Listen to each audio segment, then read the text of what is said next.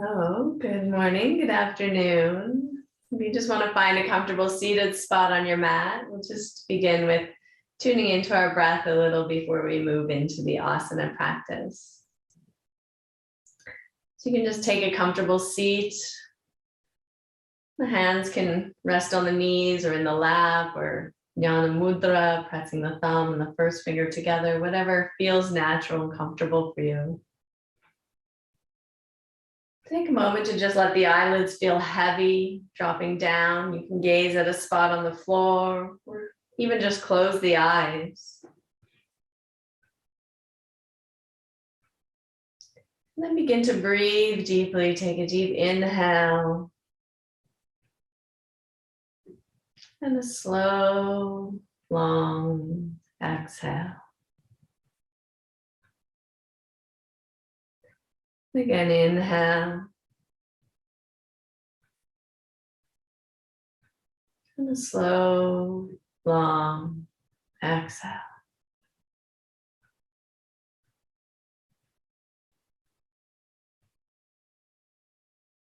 Just feel any tension melting out of the shoulders.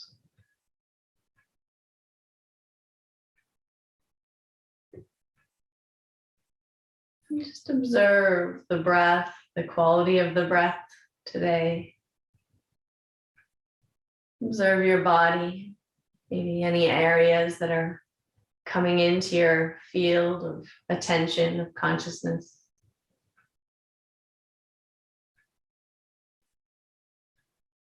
And just notice, you can scan your body from the top of the head to the tips of the toes.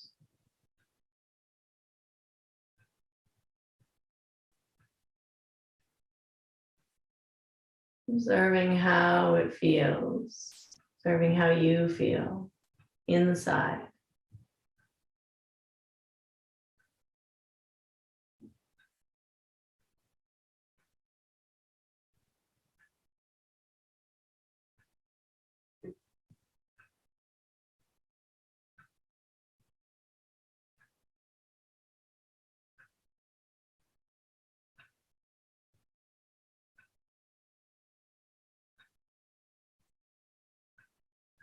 And then bring your energy, your awareness down to the pelvic floor. Feel the sit bones grounding down into your yoga mat.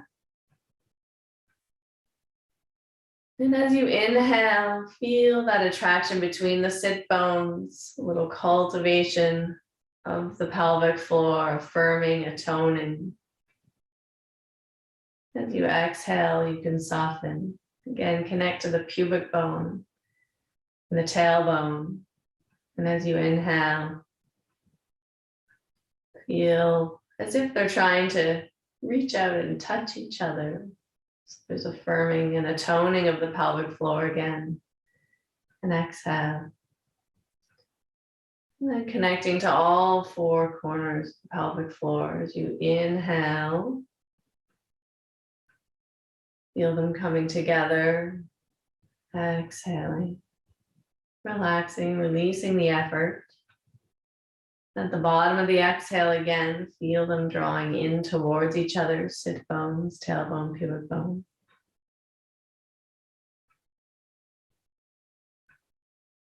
And as you exhale, you can just release any of the tension. And one more time, inhale. Just cultivating a deeper connection to the pelvic floor, to this Mula Bandha area. As you breathe before we get started.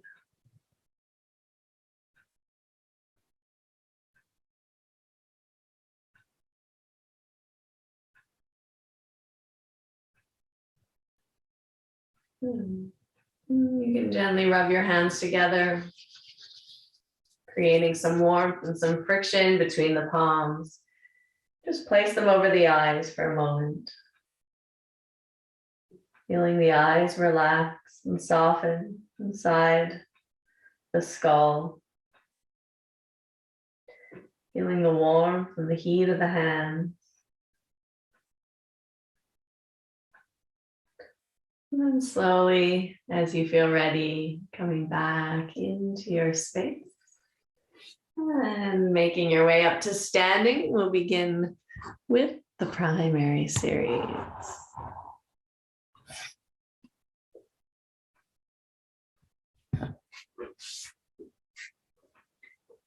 And so bringing heels and toes together. Hands can come to Anjali Mudra. Feeling a lift through the breastbone, a softening of the shoulders. And take a moment to root and connect through the feet, spreading the toes, pressing down through the feet to lift up through the heart and the crown of the head. And then beginning that deep Ujjayi breath, or breath with sound, strong inhale. An intentional exhale. So that you're pushing and pulling the breath a little.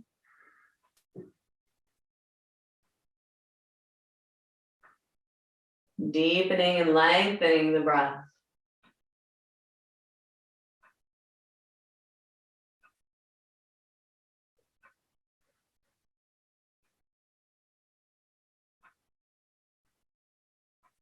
We'll begin.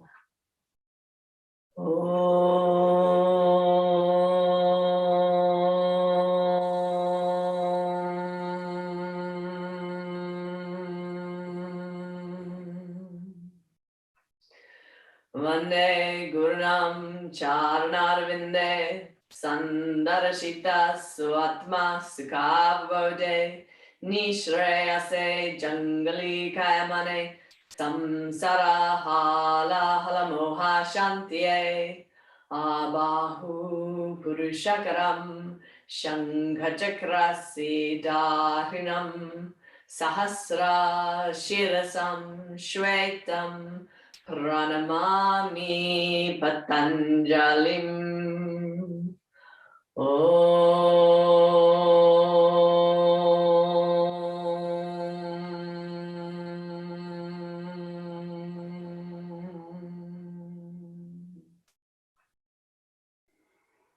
Exhale, lowering the hands. Surya Namaskara Ekam. Inhale, lift the palms, look up. Dway, exhale, fold forward over the legs. Trini, inhale, lift the gaze. Chatwari, exhale, step or hop the feet back and lower down. Pancha, inhale, upward dog. Shut, exhale, downward facing dog. And breathe deeply here. 1, spreading the fingers and the toes. 2, firming the upper outer edges of the arms down to the mat. 3, and then hollowing in the lower belly, lifting the sit bones, sending them back. 4, and 5. Sapta, inhale, walk or hop the feet forward. Ashto, exhale, fold to the legs. Nava, inhale, come all the way up, palms touch. And exhale, Samastitihi. Again, Ekam, inhale, lift the hands, look to the thumbs.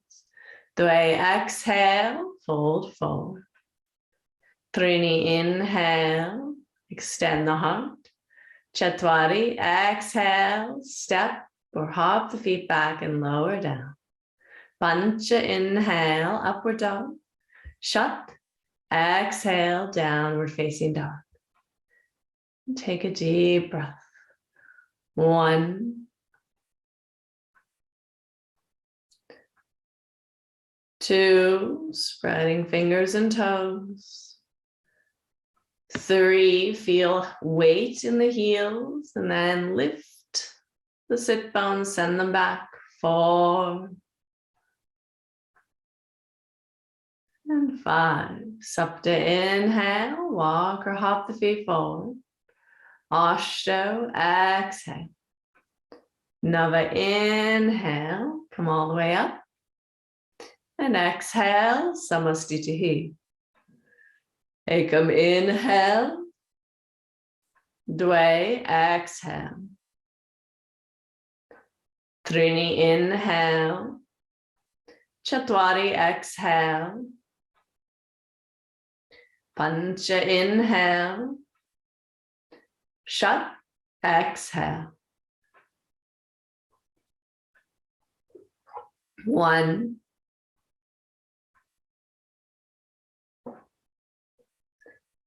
2, lift the thighs, engage the legs. Good. 3, long spine, long neck. 4,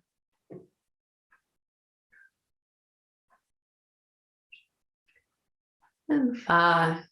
Sapta, inhale, walk or hop the feet forward. Ashto, exhale. Nava, inhale, come all the way up.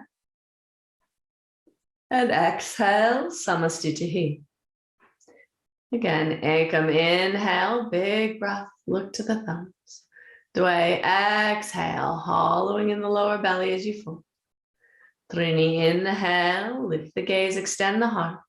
Chatwari, exhale, step or hop back and lower.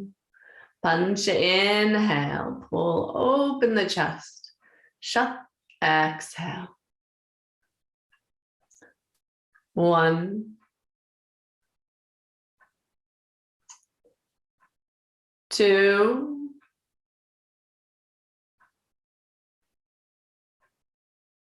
3,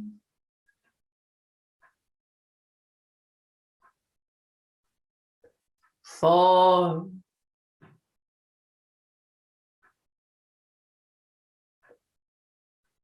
5.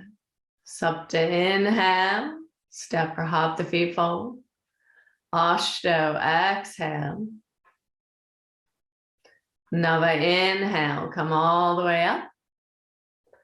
And exhale, Samastitihi, last one. Ekam, inhale. Dwe, exhale. Trini, inhale. Chatwari, exhale. Pancha, inhale. Shat, exhale. Good. Breathing here, spreading the fingers and the toes, deep full breaths. 1, good, long neck. 2,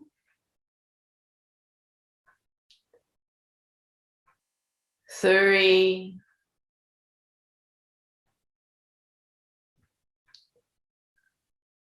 4,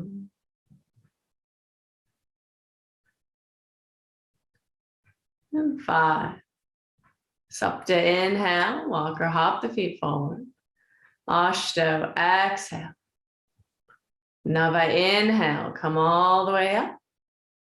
And exhale, Samastitihi. Surya Namaskara B, bending the knees. Ekam, inhale.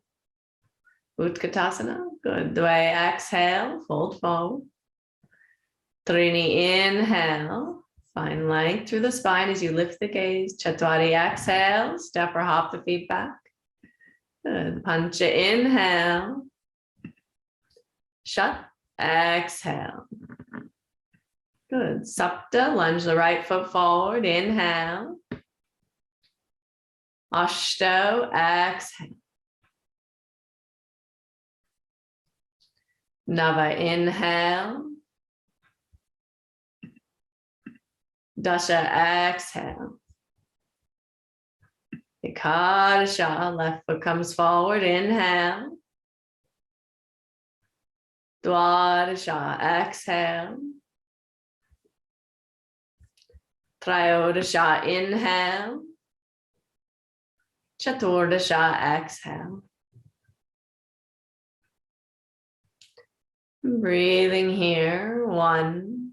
Good, hollow in the lower belly a little, good. 2, you can feel as if angels are pulling the sit bones back. 3, And then dropping the tailbone down to the pubic bone, at the same time lifting the pubic bone up to the tailbone. 4, cultivating that firming, that toning of the pelvic floor in your downward facing dog. And 5, Chadasha, inhale, walk or hop the feet forward. Shodasha, exhale, fold to the legs. Saptadasha, bend the knees, inhale to come up. And exhale, Samastitihi. Good. Once again, deep bend, ekam, inhale. Dvai, exhale. Trini, inhale. Chatwari, exhale. Pancha, inhale. Shat, exhale. And Sapta, inhale. Lunge the right foot forward. Ashto, exhale. Nava, inhale. We'll open the chest. Look down the nose tip as the head goes back. Dasha, exhale. Ekadasha, left foot comes forward. Dwadasha, exhale. Plant the palms and lower down. Trayodasha, inhale. Chaturdasha, exhale. Breathing here, deep breaths. 1, 2,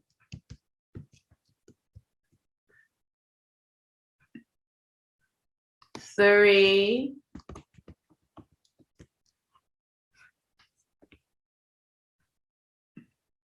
4, and 5. Panchadasha, inhale, walk or hop the feet forward.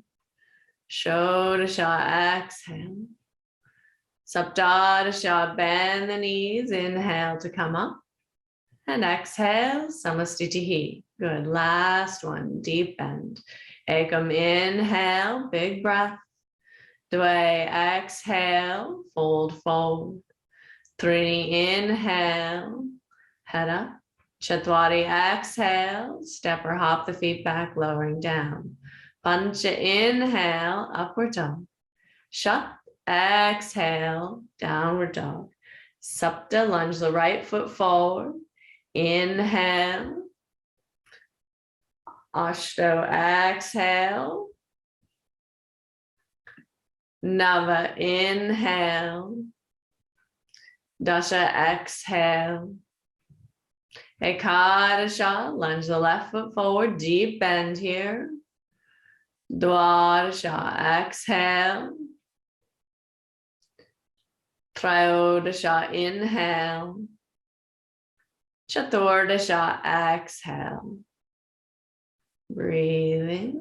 1, 2, 3,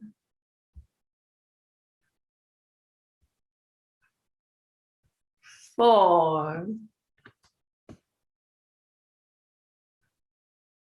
and 5. Panchadasha, inhale, walk or hop the feet forward. Shodasha, exhale. Saptadasha, bend the knees, inhale, look to the thumbs. And exhale, Samastitihi. Good.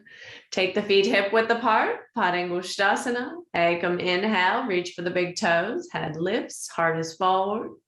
Dvai, exhale, fold into the legs. Let the neck be long, the head be heavy. 1,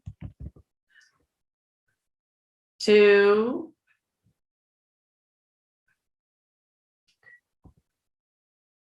3,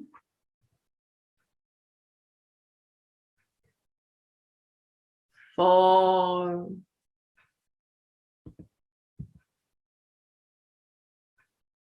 5. Trini, inhale, head up. Padahastasana, sliding the hands under the feet. Ekam, inhale again, lift the gaze, look up. Dway, exhale, fold into the legs. Breathing here. 1, 2, 3,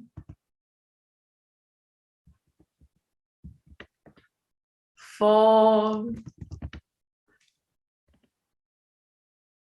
5. Trini, inhale, head up. Exhale, inhale, come all the way up. And exhale, Samastitihi. Good. Uttita Trikonasana, Ekam, inhale, open to the side. Good. Dway, exhale, lengthen over the right leg, catch the big toe, look up to the left thumb. 1, good. And if you can't catch the toe, that's fine. Just place the hand on the leg. 2, good. Try to keep both legs straight and engage the thighs. 3, 4, try and be able to see the thumb. So maybe bring the arm forward a little bit. 5, Trini, inhale to come all the way up. Chatwari, exhale over to the left side, both legs straight if you can. Good, the hand can come down to the shin, the ankle, or the big toe. 1, lengthening through the spine, opening through the heart, through the breastbone. 2, 3, 4, 5. Punch, inhale to come all the way up. Pivot around on the feet. B, Dway, exhale. Take the left hand down to the outside edge of the right foot. Good. Twist, open the heart. 1, 2,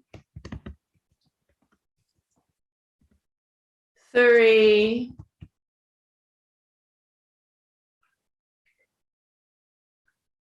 4, 5. Trini, inhale, come all the way up. Chatwari, exhale, pivot around to the left side. 1, 2, good. Lengthen the breastbone away from the pubic bone. Extend through the crown of the head. 3,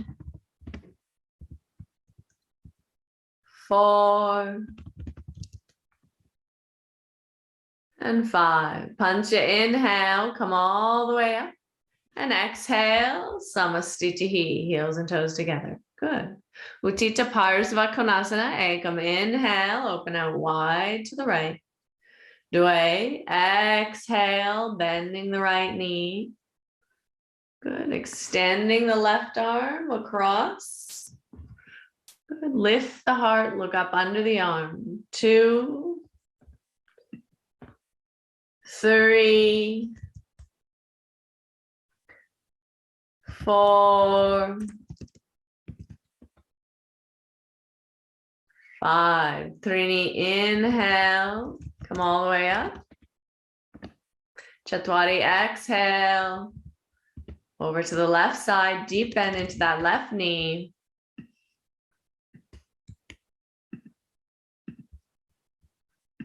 1, 2, 3,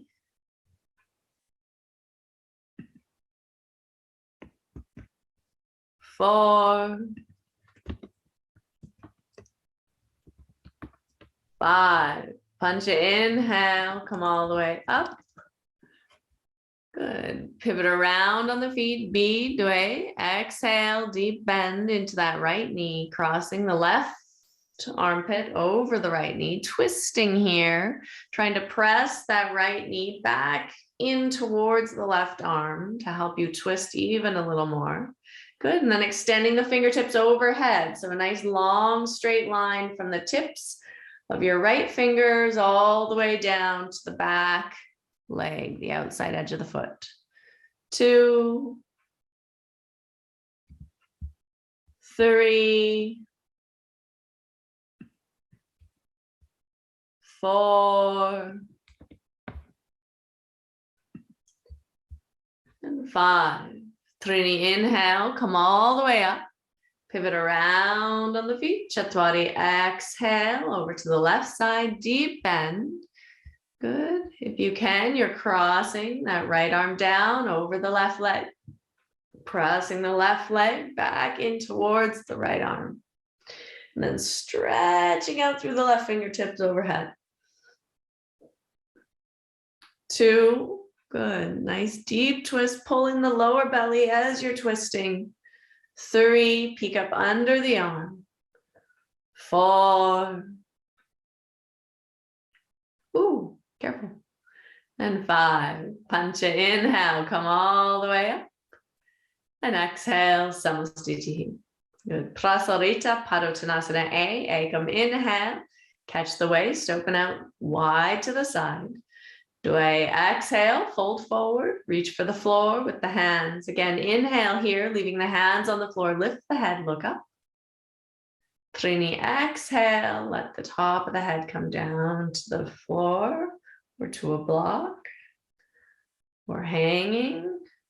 Imagining a tractor beam pulling the head down to the floor as you breathe deeply. 3, 4, and 5. Chatwari, inhale, head up. Exhale, inhale, come all the way up. And bring the hands back to the hips. Good. B, Ekam, inhale, reach the hands out to the side. Dway, exhale, hands back to the hips. Again, inhale here. Trini, exhale, folding forward, leaving the hands on the hips. Good. Try to relax your neck here. Press the top of the head into the floor if you can. 2, pull the elbows back together a little and pull in that lower belly. 3, 4, and 5. Chatwari, inhale, come all the way up. And exhale. Good. C, Ekam, inhale, reach the hands out. Dway, exhale, interlace the fingers behind the back. Again, inhale here. Trini, exhale, folding forward. Good. Letting the arms release in the shoulders and drop down as much as possible. 2. Good. Lengthening the crown of the head down to the floor still. 3, 4, and 5. Chatwari, inhale, come all the way up. And exhale, hands to the hips. D, Ekam, inhale, lift and lengthen through the spine. Dway, exhale, fold forward, catch the big toes. Again, inhale here, extend the heart, find length. Trini, exhale, top of the head comes down, elbows open in opposite directions. Good. 1, 2, nice deep full breaths. 3,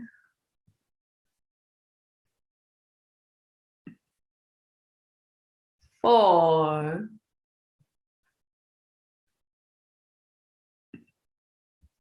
and 5. Inhale, head up only, pause, exhale there. Chatwari, inhale, pancha, inhale, come all the way up. Good. Exhale, heels and toes together, Samastitihi. Parsvottanasana, bring the hands back into reverse prayer. Step back with your right foot, pivot on the feet. Good. Dway, exhale, lengthening forward over the leg. Good. Breathing here. 1, 2, 3,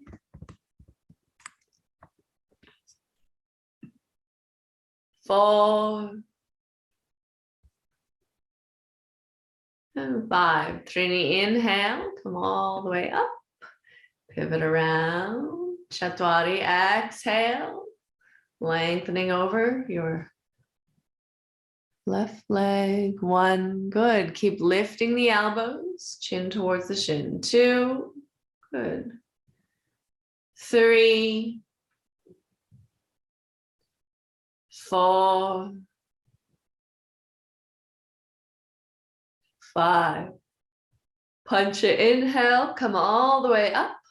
And exhale. Samastitihi. Heels and toes together. Good. Uttita Hasta Padangusthasana. Ekam. Inhale. Catch the big toe of the right foot. You can also hold the knee if you're looking for a modification.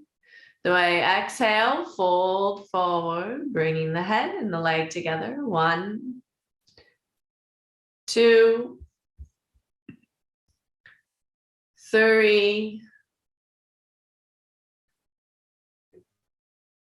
4,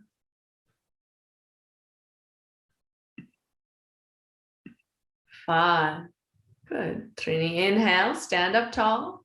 Chatwari, exhale, open the leg out to the side, looking over the shoulder. 1, good. 2, turn the head right in the opposite direction. Good. 3, press down through the supporting leg. 4, good. Find that lower abdomen. 5, punch, inhale, bring the leg forward. Good. Shut, exhale, bow to the knee. Sapta, inhale, stand up tall, point the toe, hands to the hips. 1, 2, 3, 4, and 5. Exhale, lower the leg. Good. Ashto, inhale, left side. Lift the left leg up. Good. Extend it out. Nava, exhale, bow to the knee and touch. 1, 2, 3, 4, and 5. Good. Dasha, inhale, stand up tall. Ekadasha, exhale, open the leg out to the side. Breathe. 1, 2, 3,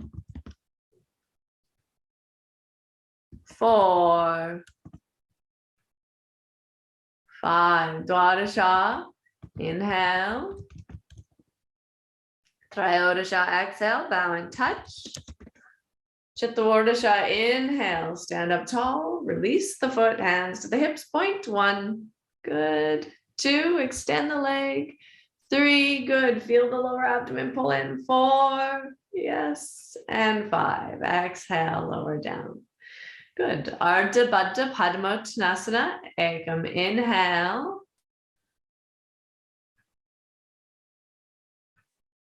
Dway, exhale. Good. The legs either in half lotus, or you can always just take tree or stand. 1, good. If you're folding, try to bring the head in towards the leg. 2, and drop the knee down to the floor a little bit there. 3, good. 4, and 5. Trini, inhale, head up only, pause, exhale there. Chatwari, inhale, come all the way up. And Pancha, exhale, lower the leg. Good. Shut, inhale.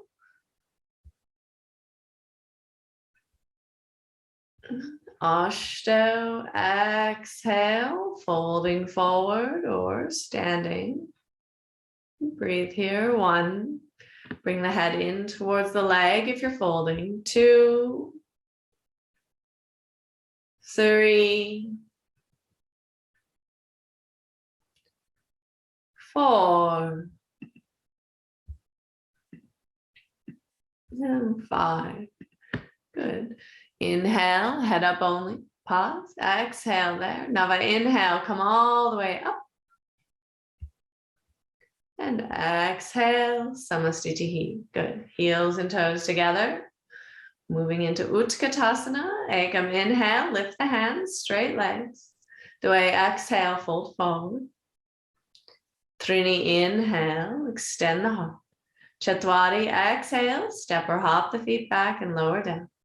Pancha, inhale, upward dog. Shat, exhale, downward facing dog.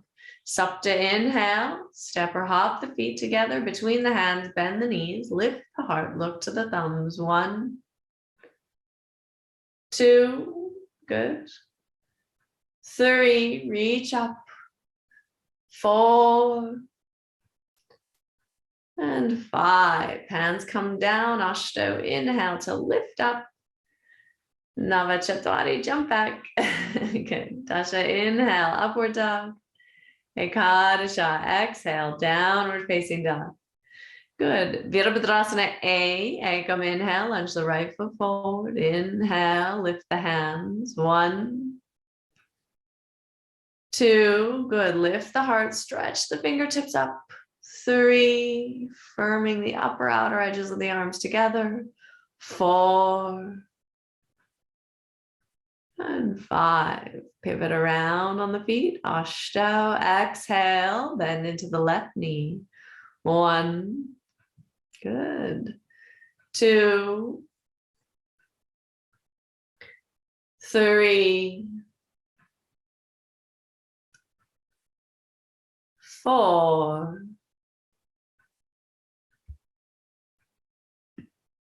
and 5. Open the hips and the hands. Virabhadrasana B, still bending into the left knee. 1, 2, 3, 4, and 5. Good. Change the legs, bending into the right knee. Dasha, exhale, deep bend. 1, 2, keep lifting the breastbone. Feel the shoulders pulling back and down. 3, 4, and 5. Ekadasha, hands come down. Inhale to lift up with lightness. Dwadasha, Chatwari, jump back. Trayodasha, inhale. Chaturdasha, exhale. Paschimottanasana A, Sapta, walk or hop the feet through, extending the legs out. Good, flex the feet up, hands beside the sit bones, breathing here. 1, 2, 3, 4, and 5. Ashto, inhale, reach for the big toes, extend the head. Good. Nava, exhale, folding forward over the leg. 1, 2, soft shoulders. Good. 3, keep the feeling of the heart moving forward. 4, and 5.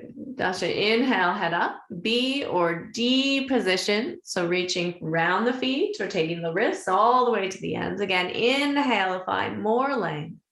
Then Nava, exhale, folding into the legs, relaxing the neck. Let the head be heavy. 1, yes. 2, 3, 4, and 5. Good. Dasha, inhale, head up. Exhale, Ekadasha. Inhale to lift up. Dwadasha, Chatwari, step or hop back and lower. Trayodasha, inhale. Chaturdasha, exhale. Purvattanasana, Sapta, walk or hop the feet through and sit down. Good. Take the hands, 1 foot back, fingers point forward. Ashto, inhale, lift the hips up, opening the chest, head goes back, looking to the nose tip. 1, roll the legs in together. 2, 3, 4, and 5. Good. Nava, exhale to come down. If you're taking vinyasa, dasha, inhale, pick it up. Ekadasha, chatwari, step or hop back. Dwadasha, inhale. Trayodasha, exhale. Sapta, jump through. Ardha Baddha Padma, Paschimottanasana, bringing the right leg into the half lotus. Ashto, exhale. Folding forward over the left leg. 1, good. Make that connection. Touch the head to the leg. 2, 3, 4, and 5. Now by inhale, head up. Exhale, dasha, inhale to lift up. Ekadasha chatwari, step or hop back and lower. Dwadasha, inhale. Trayodasha, exhale. Chaturdasha, inhale. Walk or hop the feet through. Left side. Half lotus position with the left foot. Panchadasha, exhale, folding forward. 1, 2,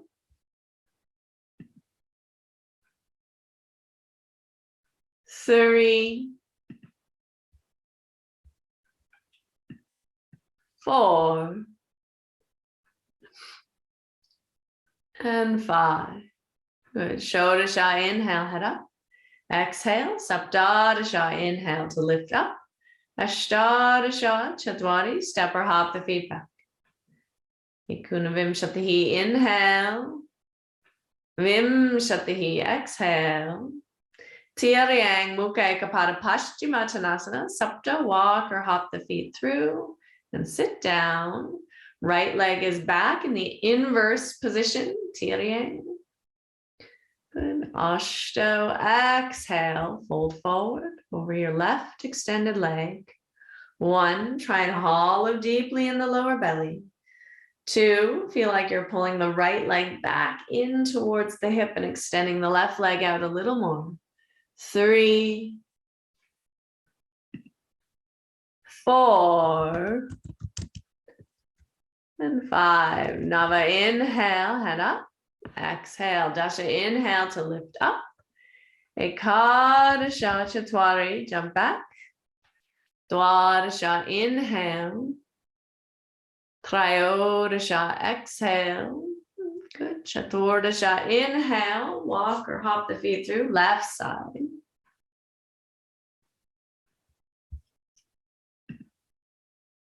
Panchadasha, exhale, hollowing in the lower belly as you come forward.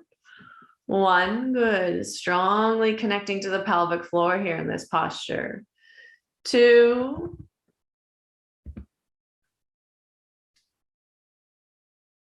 3,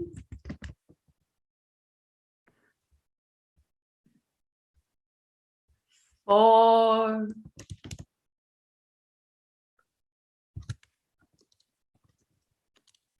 5. Shodasha, inhale, head up. Exhale, Saptadasha, inhale to lift up. Ashtadasha, chatwari, jump back.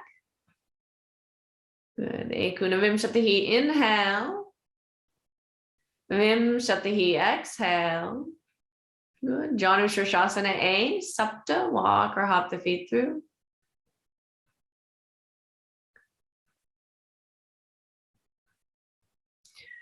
Ashto, exhale, lengthening forward. 1, 2,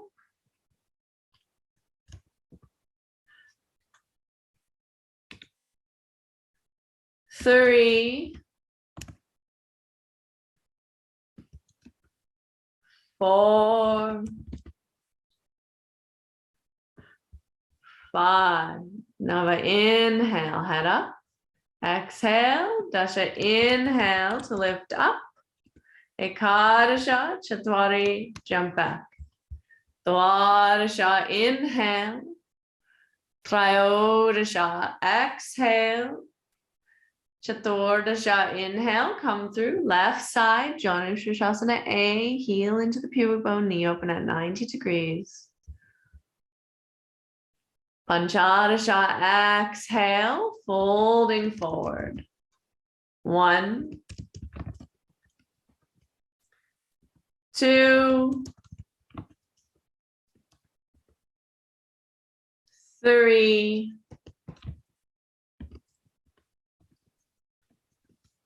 4,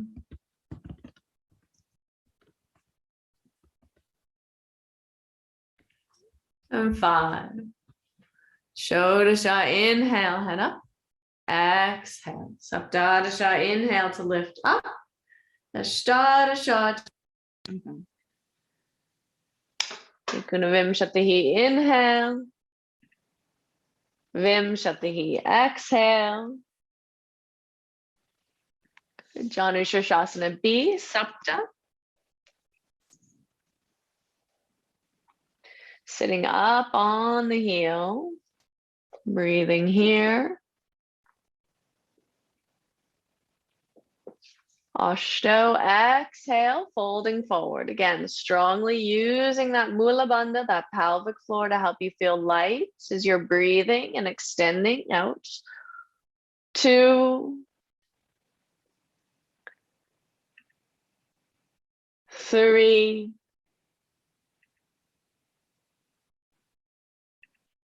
4,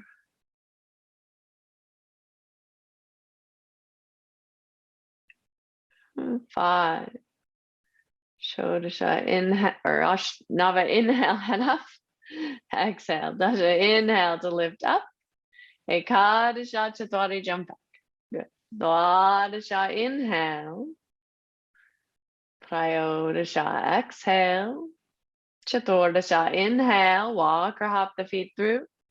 Left side, sitting up onto the heel. Good, creating that lightness. Panchadasha, exhale as you fold forward, keeping that lift through the lower abdomen, through the Mula Bandha area. 1, 2, 3,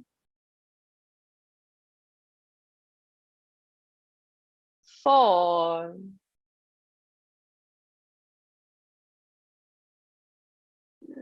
5. Inhale, head up. Exhale. Saptadasha, inhale to lift up. Good. Ashtadasha, Chatwari, jump back. Ekuna Vimshatihi, inhale. Vimshatihi, exhale. Janu Shirshasana C, Sapta, jump. Good. Bringing your right toes to the floor. Keeping the heel lifted. The knee is at about a 45-degree angle. Ashto, exhale. Lengthening forward. The heel presses into the lower abdomen or into the belly button. Breathing. 1, 2, 3, 4, soft shoulders, heart forward. 5. Now by inhale, head up. Exhale. Dasha, inhale to lift up. Ekadasha, Chatwari, jump back. Dwadasha, inhale. Trayodasha, exhale. Chaturdasha, inhale, walk or hop the feet through. Come to seated. Good. Left side. Bringing that left foot in, knee forward. Try to ground through both sit bones in this posture. Panchadasha. Exhale. Lengthening over the foot, over the heel. 1. Good. 2. 3. 4. And 5. Shodasha. Inhale, head up. Exhale. Saptadasha. Inhale to lift up. Ashtadasha Chatwari, jump back. Ekunavimshatihi. Inhale. Vimshatihi. Exhale. Marichyasana A. Sapta. Walk or hop the feet through. Good. Wrapping your right arm around that right knee. Ashto. Exhale. Breathing deeply here. 1.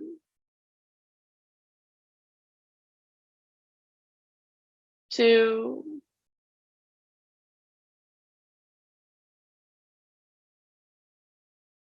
3.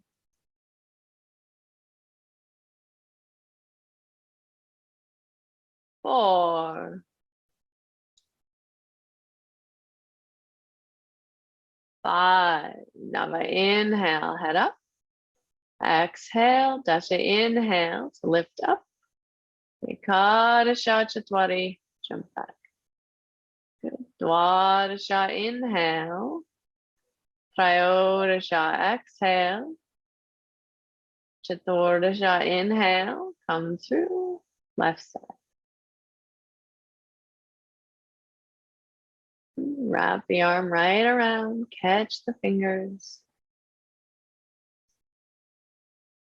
Panchadasha. Exhale. 1.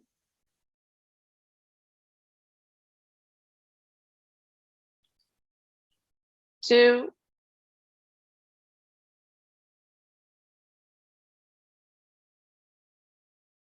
3.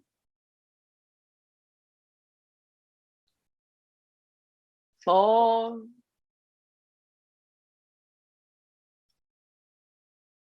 5.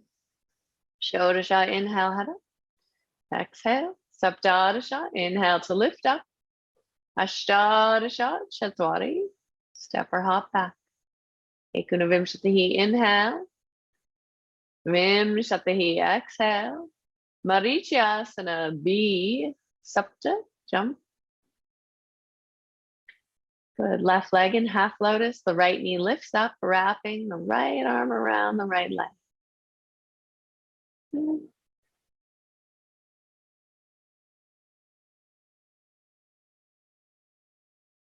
Panchadasha. Exhale.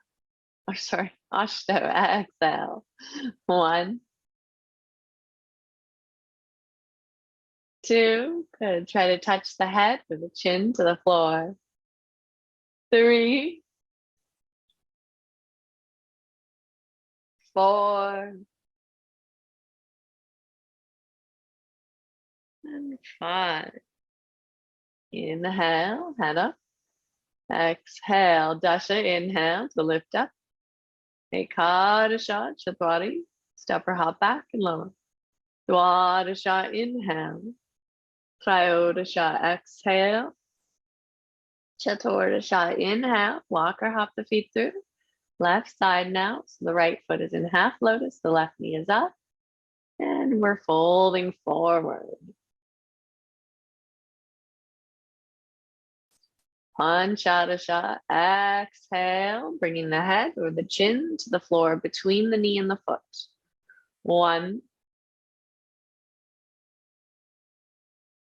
2.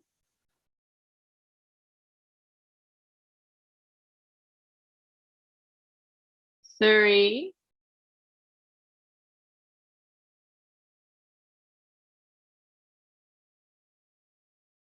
4.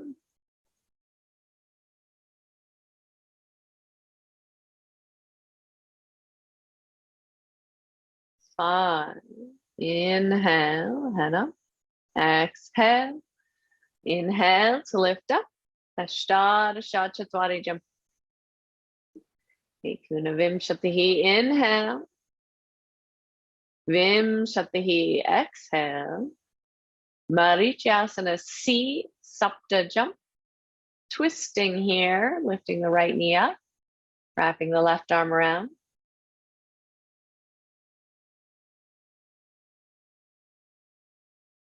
Good, looking right over that right shoulder, twisting as deep as possible. 1, keep lifting the heart, lift the breastbone with each inhale. 2,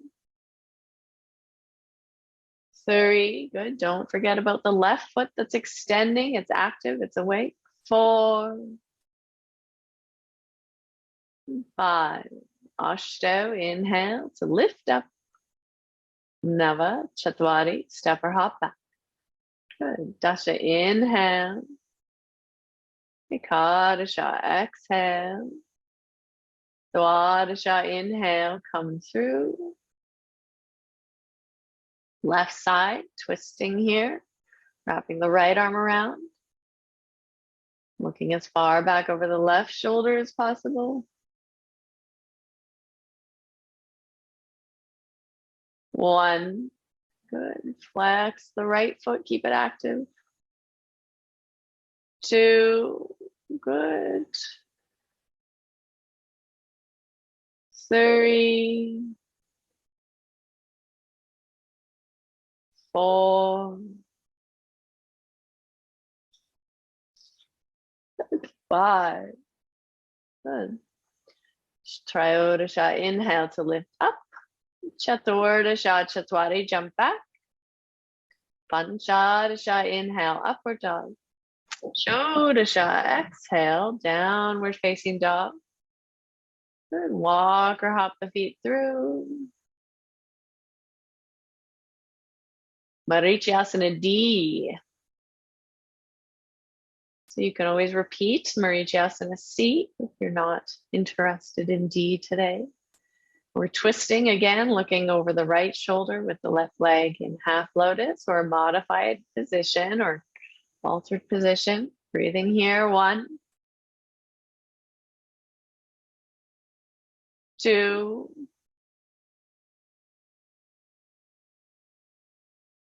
3,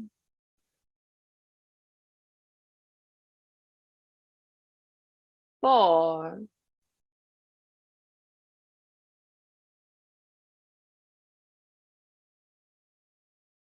5.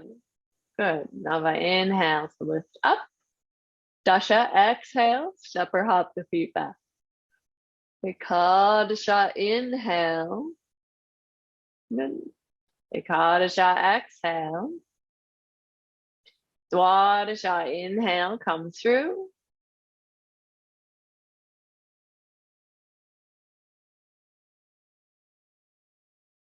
Twisting here. Breathing deeply.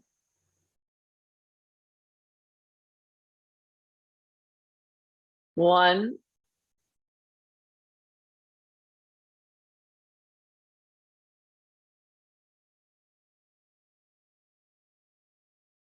2,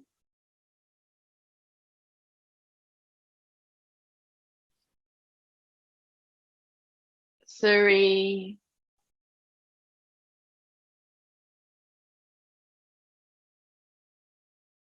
4,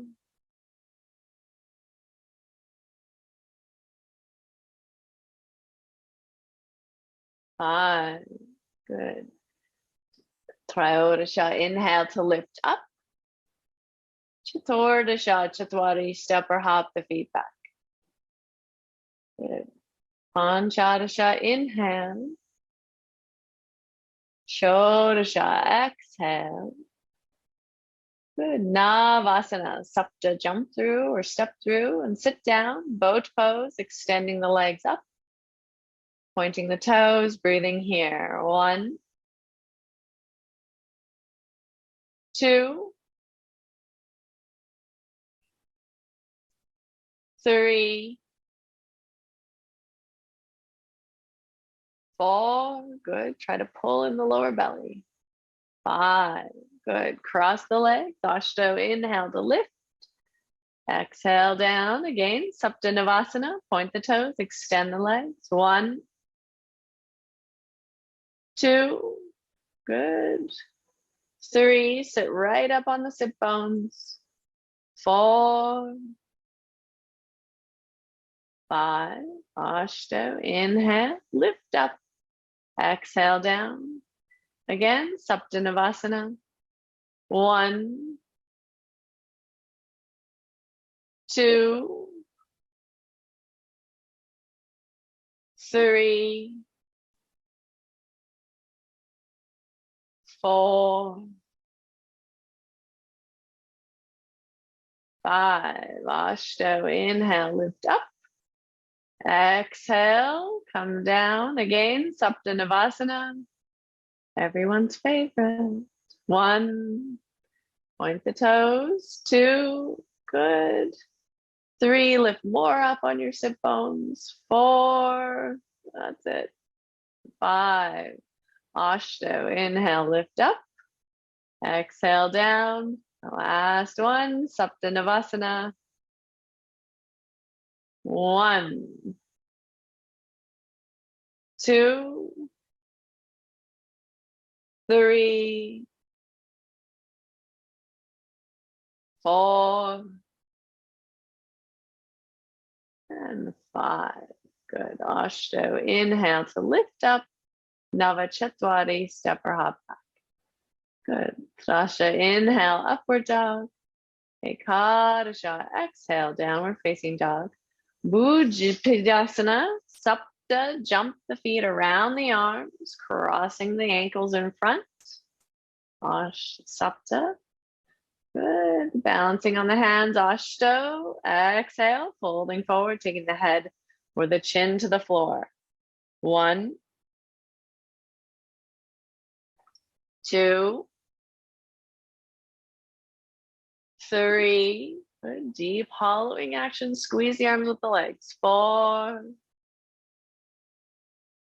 And 5. Nava, inhale to come up. Keep squeezing. Exhale. Dasha, inhale. Scoop the legs back into Bakasana position. Ekadasha, Chatwari, jump. Good. Dwadasha, inhale. Upward dog. Trayodasha, exhale. Downward facing dog. Masana, Supta, jump again. Wrap the legs around the arms. Good. Sit down. Extend the feet forward. Arms go back. Breathing here in the tortoise position. 1,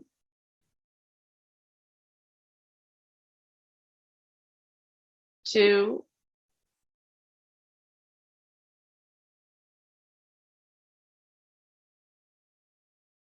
3,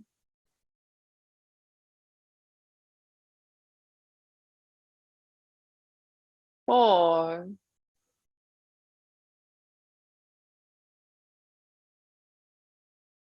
5. Supta Kurmasana. So either Ashto, take the hands back and try and catch them around the back. And then Nava, cross the ankles in front, where you can sit up and take the legs back if you'd like. Good. Or modify with a wide diamond position, just dropping the head into the feet, breathing here. Good. 1. All very beautiful Supta Kurmasanas. 2. Good. 3, 4, and 5. Good. Inhale, Dasha, to come up.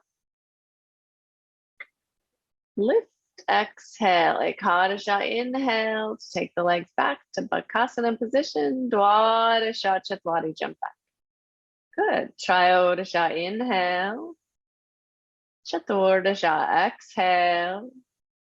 Garbha Pindasana, Supta, jump. Good. Sit down. Ashto, inhale, bring the legs into lotus position, Padmasana. And if you'd like, sliding the hands through, bringing them up to the cheeks or the ears or the chin. Otherwise, you can just reach around your lotus and catch your arms, hugging it into the chest. Breathing here. 1, good, nice deep breaths. 2, good. A little Christmas oil would be good to slide those arms through. 3, 4, and 5. And then rounding, dropping the head towards the hands, the spine rounds. Exhale back. Inhale up in a circle. 1, 2, good. 3, 4, 5. And Nava, inhale, lift into Kukutasana. 1, good. 2, 3, 4, and 5. Beautiful. Exhale, come down, slide the hands out. Dasha, inhale to lift up. Ekadasha, Chatwari, step or hop the feet back. Good. Dwadasha, inhale. Trayodasha, exhale. Baddha Konasana, Sapta, jump. Bringing the feet together, knees out to the sides, pulling the heels right up to the pubic bone as close as you can. Ashto, exhale, lengthening forward with a nice long flat spine, bringing the chest and chin towards the floor. 1, 2,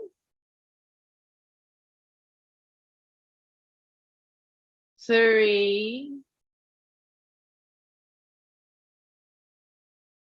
4, and 5.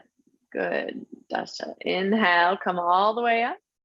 Dasha, exhale, rounding the spine, bringing the head into the feet. V position. 1, 2, 3, 4, and 5. Ekadasha, inhale, come up, sit up tall, and then exhale. Dwadasha, inhale, cross the legs to lift up. Trayodasha, step or hop the feet back.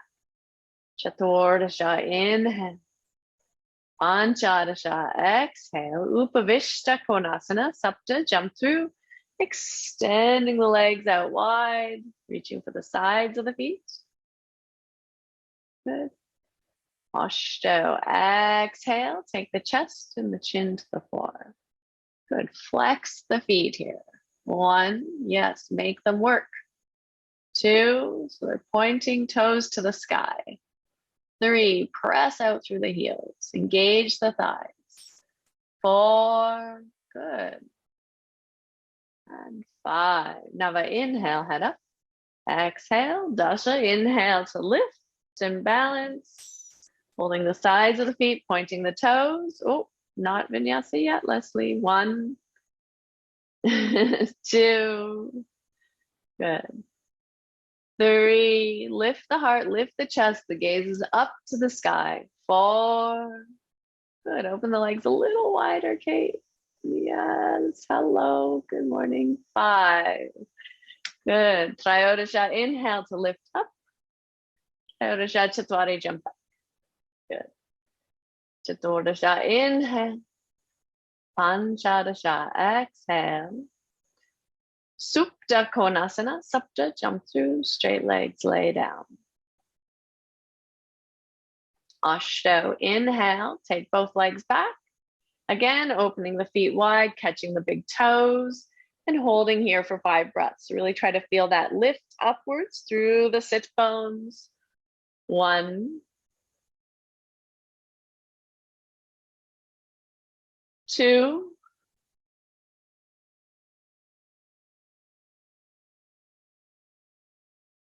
3, 4, and 5. Good. Now I inhale, roll all the way up. Inhale, and then exhale, drop down with control. Good. Dasha, inhale, head up. Exhale. Ekadasha, inhale to lift up. Dwadasha, step or hop the feet back. Trayodasha, inhale. Chaturdasha, exhale. Good. Sapta, jump through. Supta Padangusthasana. So lying down, flat on your back with the legs straight. Ashto, inhale, reach for your right foot, catch the big toe. Nava, exhale, bow to the leg and touch. Breathe here. 1, 2, good. Press the left thigh down. 3, 4, and 5. Good. Dasha, inhale, head down. Ekadasha, exhale, open the leg to the side. Look over the left shoulder. 1, point the left toe. 2, 3, 4, 5. Dwadasha, inhale, bring the leg back up. Trayodasha, exhale, bow to the leg and touch. Chaturdasha, inhale, head down only. Panchadasha, exhale, lower the leg. Shodasha, inhale, lift the left leg up, catch the big toe. Saptadasha, exhale, bow to the leg and touch. Breathe here. 1, good. Push the right thigh down now. Point the right foot. 2, good. 3, 4, and 5. Ashtadasha, inhale, head down. Ekунavimshatihi, exhale, open the leg to the side, looking over the right shoulder. 1, 2, 3, 4, 5. Vimshatihi, inhale, bring the leg up. Ekavimshatihi, bow and touch. Dvavimshatihi, inhale, head down only. Trayavimshatihi, exhale, lower the leg. Chaturvimshatihi, chakrasana, the backwards roll, or you can sit up and step and hop the feet back to Chaturanga Dandasana. Good. Keep the feet to the floor, along floor. Shoot them back to the floor. Good. Fun. There you go. Panchavimshatihi, inhale. Shatvimshatihi, exhale. Good. Ubaya Parangusthasana, Sapta, jump through, straight legs, lay down.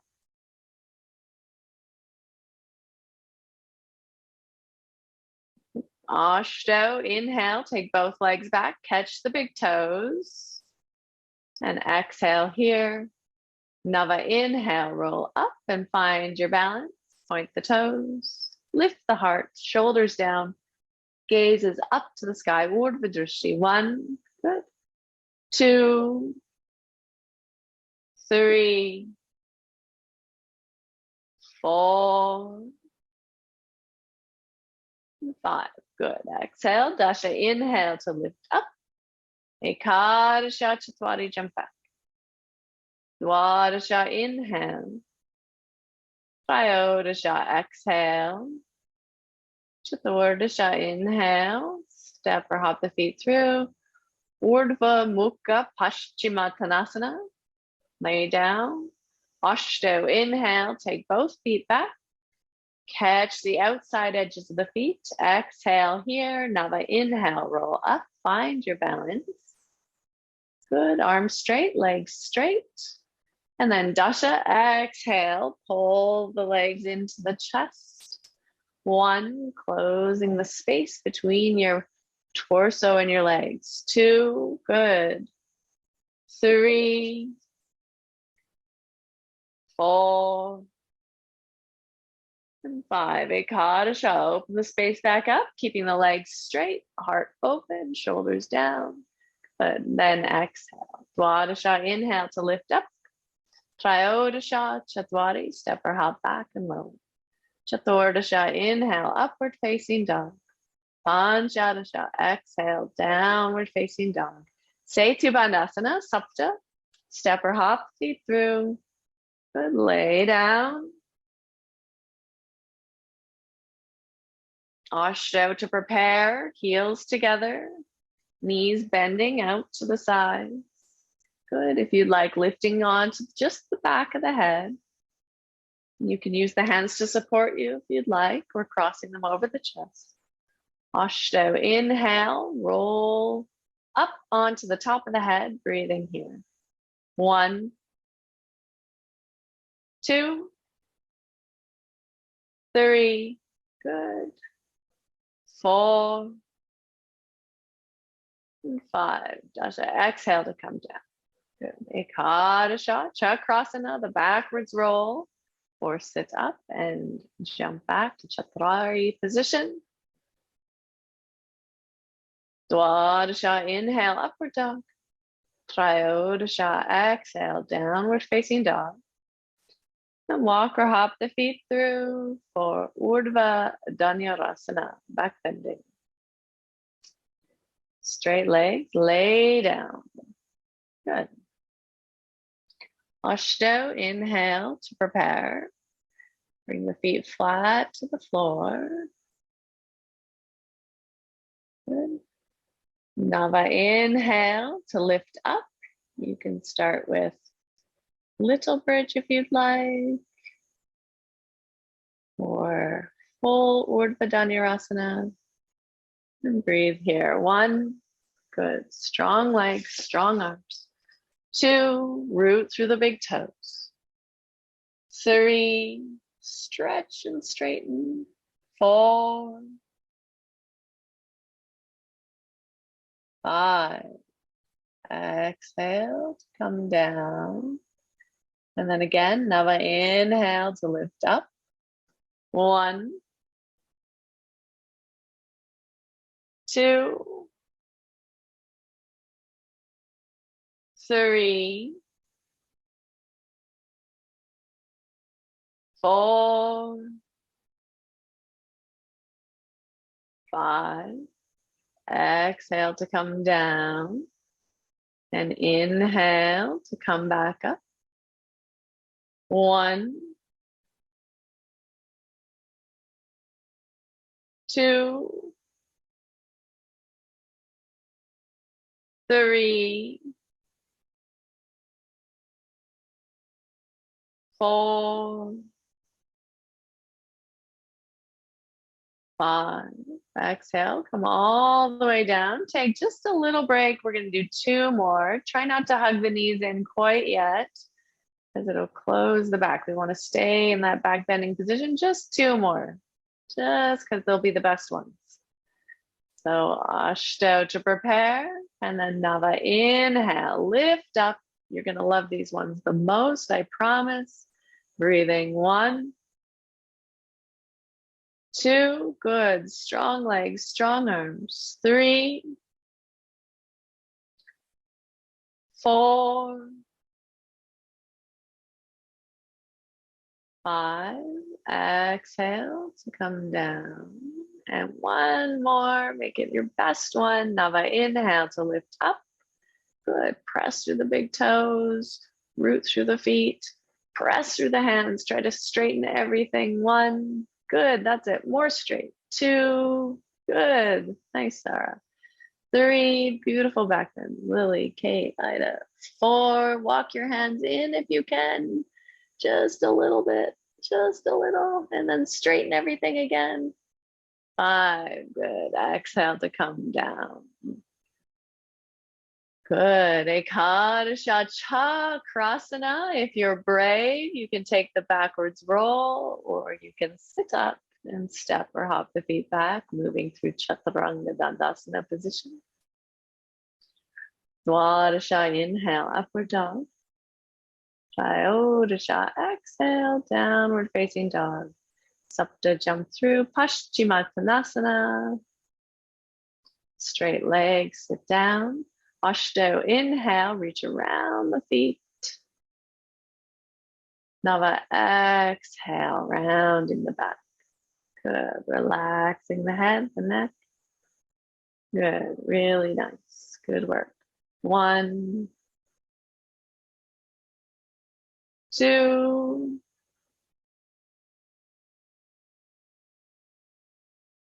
3,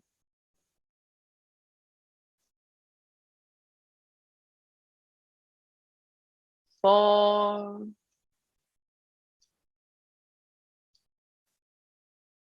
5,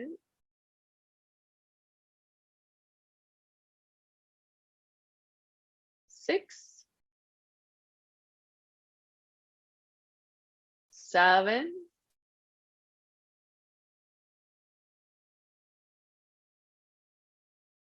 8,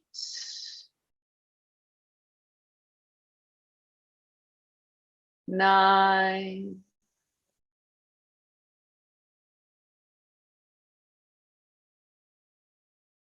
10. Good. Inhale, head up. Exhale, dasha, inhale to lift up. Ekadasha, Chaturanga, jump back. Dwadasha, inhale. Trayodasha, exhale. Good. Sapta, jump through. Straight legs, lay down. Sarvangasana. Shoulder stand.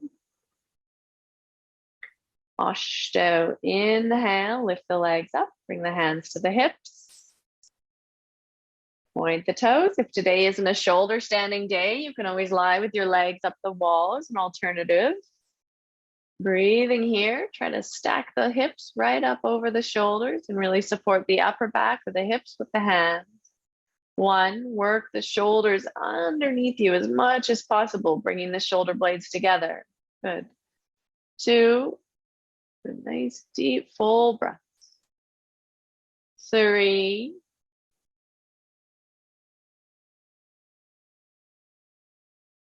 4,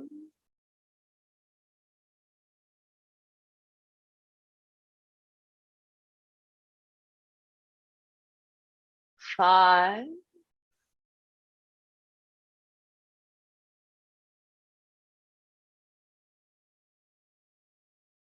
6,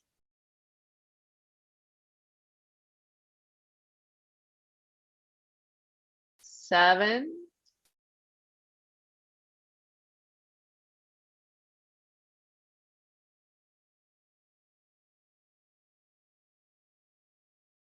8,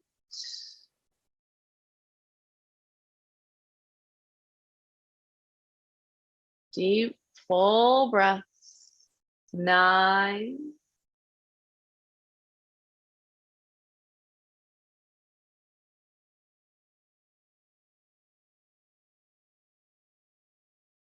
10. Good. Take the legs back into Halasana position. Good. Keep lifting the sit bones. Again, still pulling the outside edges of the shoulders towards the floor. 2, strong straight legs. 3, 4, 5, 6, 7,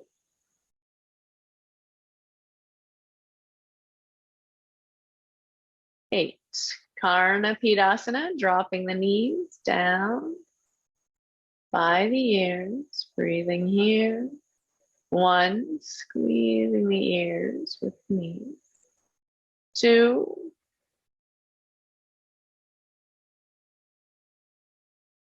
3,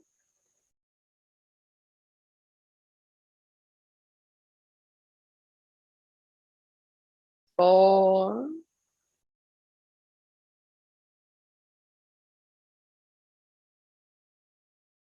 5,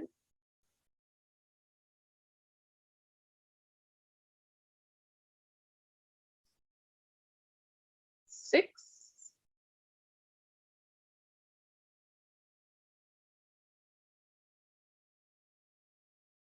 7,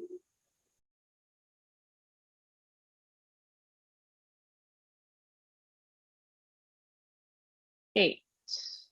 Inhale, lifting the legs back up, Urdhva Padmasana. You can bring them into Lotus or a cross-legged position.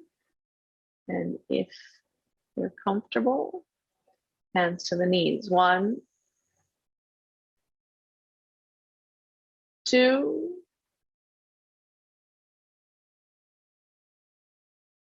3,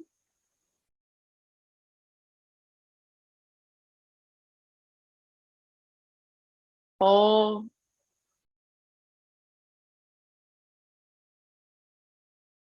5,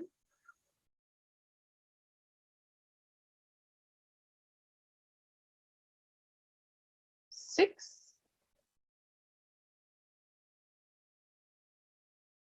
7,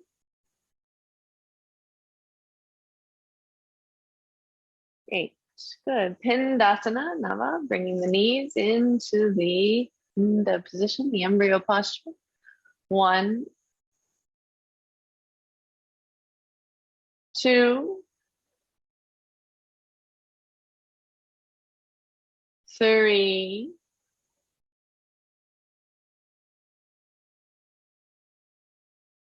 4,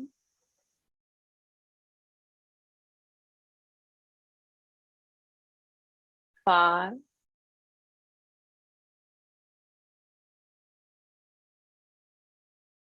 6,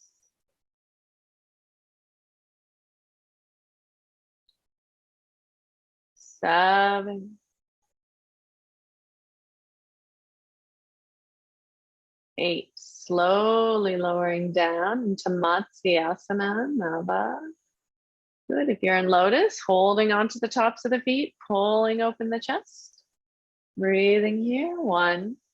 Good. The legs can also be straight and you can press the elbows into the floor, lifting the chest. 2,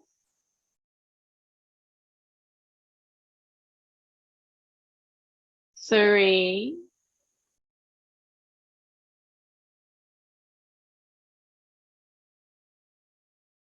4,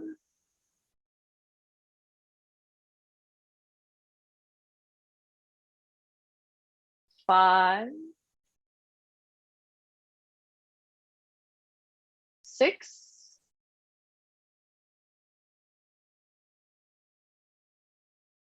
7, 8. Uttana Padasana, Nava. Extending the legs, lifting the palms. 1, good, straight legs. 2, point the toes, stretch them out. 3, pull in that lower abdominal area. 4, 5, 6, 7, 8. Try and take the legs straight back. Just lower the head, moving it through Chakrasana position. Dasha. Inhale and then exhale into Chatwari. Ekadasha, inhale, upward dog. Good. Dwadasha, exhale, downward facing dog, sheer Shasana. Sapta, coming on to the knees, setting up the position, interlacing the fingers, the pinky finger like a wedge between your head and the floor, pulling the elbows in together so they're almost parallel.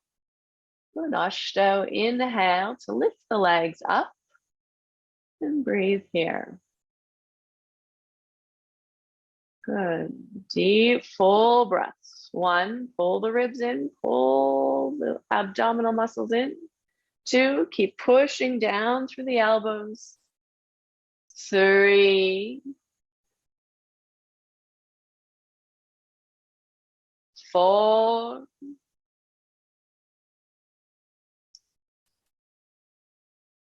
5,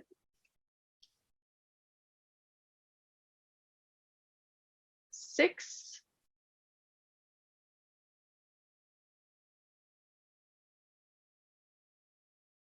7,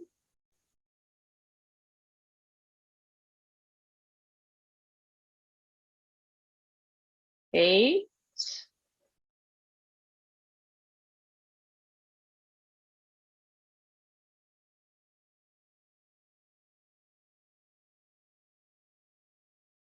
9,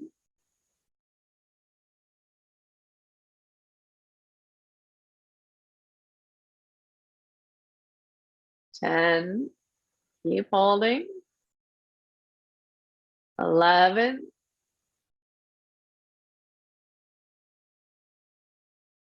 12,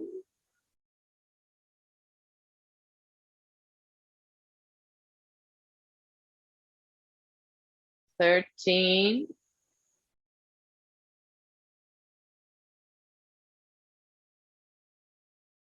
14,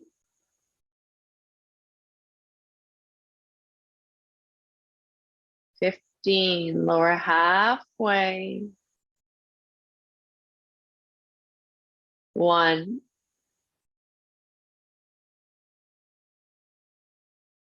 2,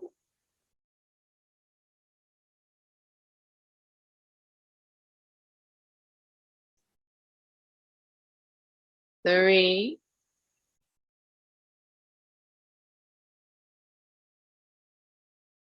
4, straight legs, point the toes, 5, good, keep hollowing deeply in that lower belly, good, Katrina, 6, very nice, 7, 8, good, point your toes, Leslie, 9, 10, slowly come back up, good, and then with control, lowering down,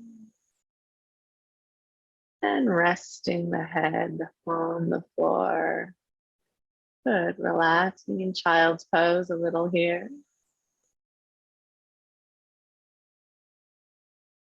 Deep breaths.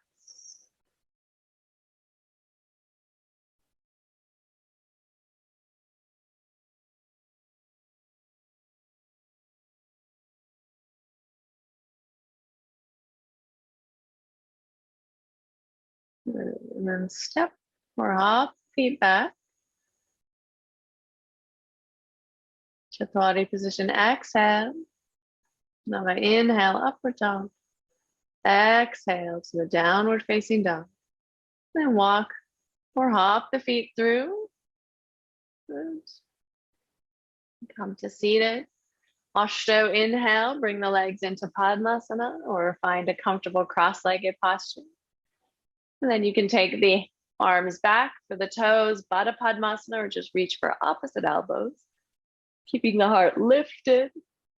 Inhale here. And then Nava, exhale. Folding forward for Yoga Mudra. Breathing 1, deep full breaths. 2,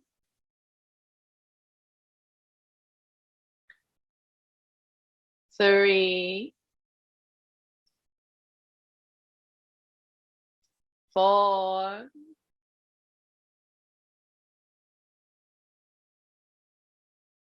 5,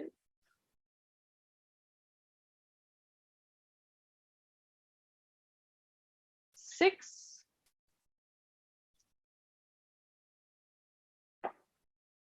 7,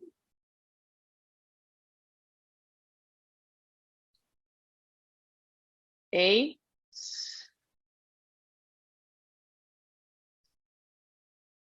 9,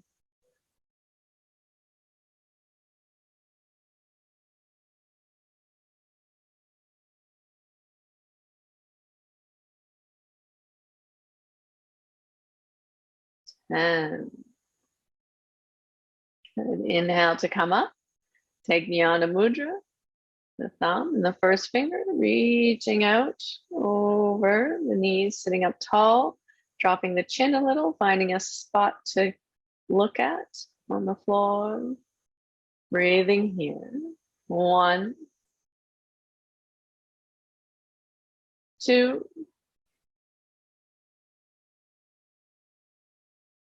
3.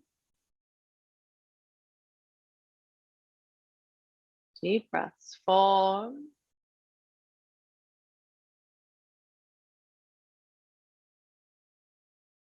5,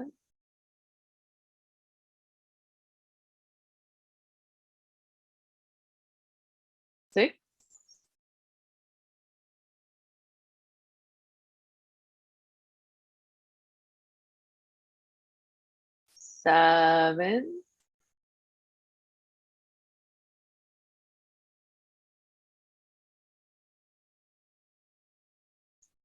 8,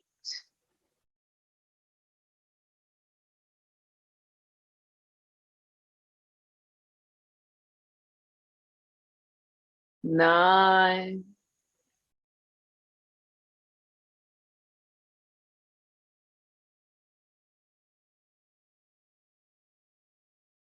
10.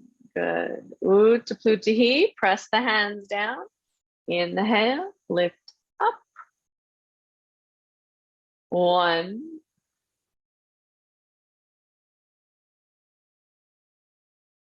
2,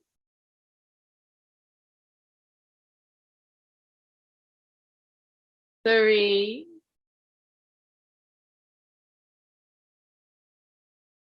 4. Good. 5,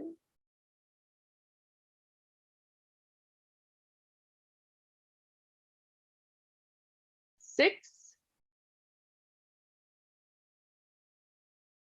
7. Good. 8, 9, and good. Chatwari, jump back. Nava, exhale. Good. Dasha, inhale, upward dog. Ekadasha, exhale, downward facing dog. Dwadasha, inhale, walk or hop the feet forward. And we'll come to a standing position. Exhale. Inhale, come all the way up. We'll do the closing mantra. Om.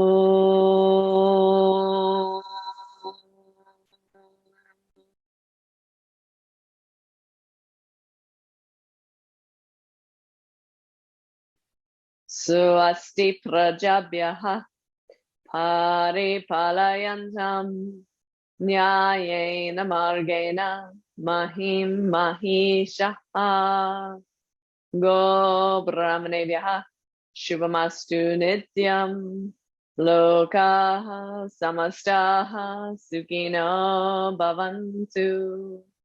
Om Shanti Shanti Shanti.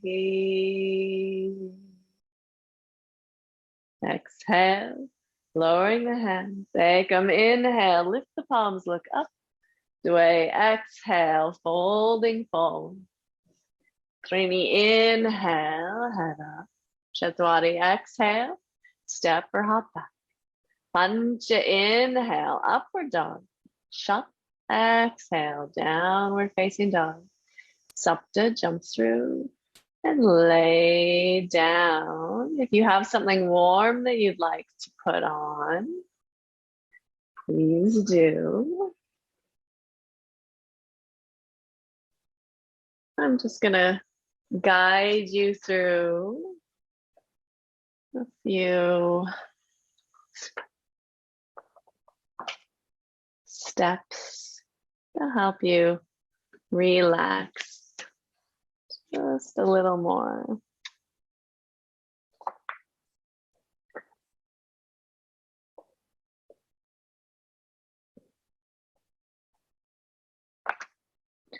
And it's nice to try and stay warm as you cool off, so you can cool off slowly.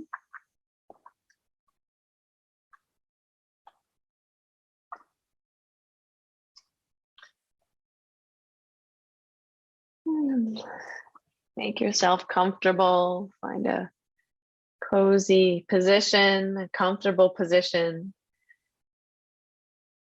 Start to get ready for the Yoga Nidra.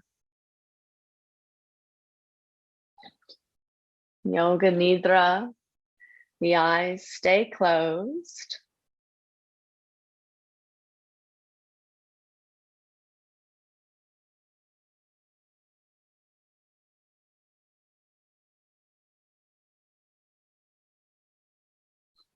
The body is still, and your mind can relax. You're not trying to make any effort to concentrate or control the mind. Practicing the art of relaxation, of restoration. You're becoming aware of your whole body, lying on the floor, becoming aware of the vibration of the subtle energy in the body. You're listening to the sound of your breath, rhythmic and slow, as your body enters a state of deep relaxation. You can think mentally to yourself, now I'm going to practice Yoga Nidra.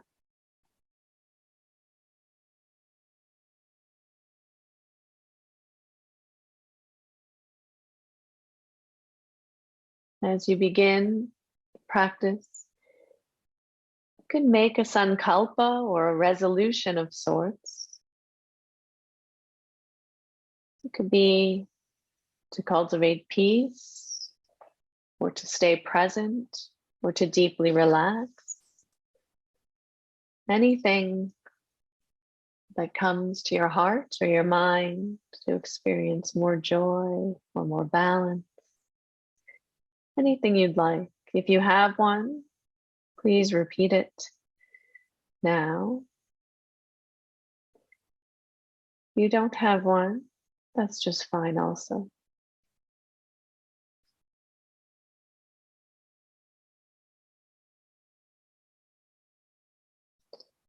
Just listen to my voice. We're going to move through the body in a rotation of consciousness. And as I say different parts of your body, just allow that part to show up in your awareness.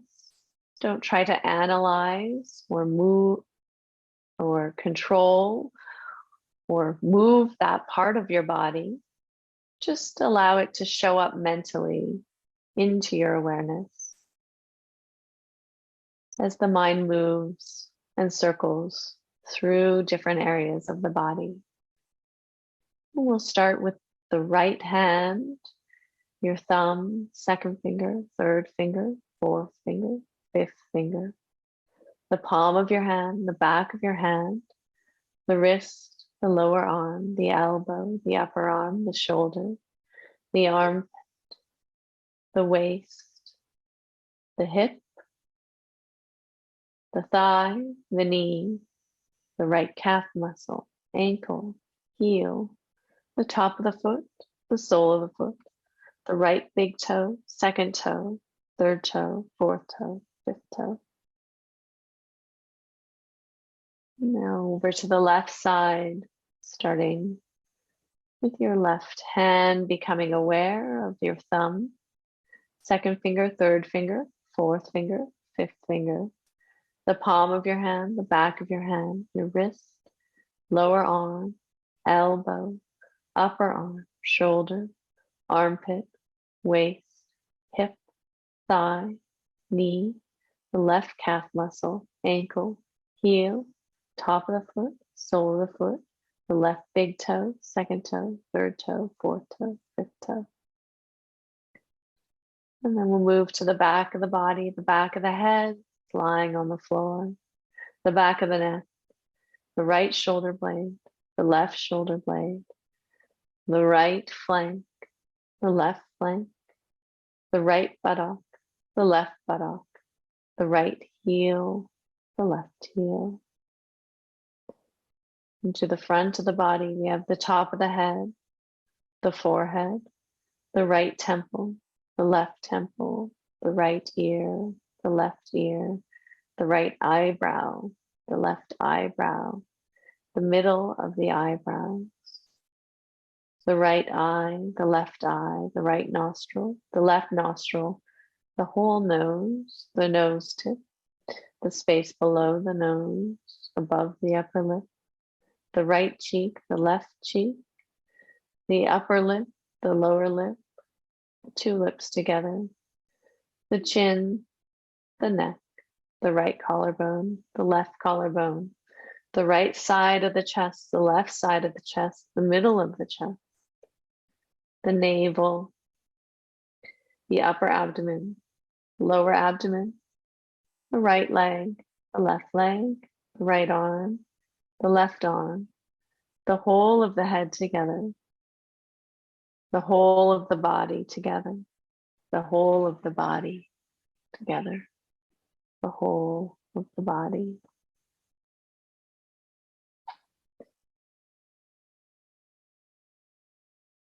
As you become aware of the body lying on the floor, notice the points of contact, the points where the body and the floor meet. And bring your awareness to those particular points of contact, the heels and the floor, the place where they touch, the head and the floor, the back of the head, the place where it touches, the left hand and the floor, the right hand and the floor, the left elbow and the floor, the right elbow and the floor,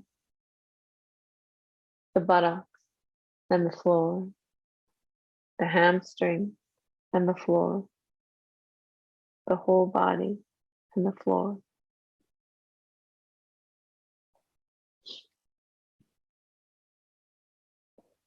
Become aware of the whole body as it just lies motionless, still on the floor. You can imagine yourself becoming very heavy, awakening this idea of heaviness in the body. Gradually feel yourself becoming heavier and heavier. The head becomes heavy. The right palm is heavy. The left palm is heavy. Both arms and the shoulders are heavy. The back is heavy. The buttocks and the groin are heavy. The right thigh is heavy. The left thigh is heavy. Both of the kneecaps are heavy. Both legs are heavy. Both arms are heavy. The whole head is heavy. The eyes are heavy. The lips are heavy. The whole body is heavy. Keep on thinking about this heaviness. Gradually relaxing each part, piece by piece, part by part.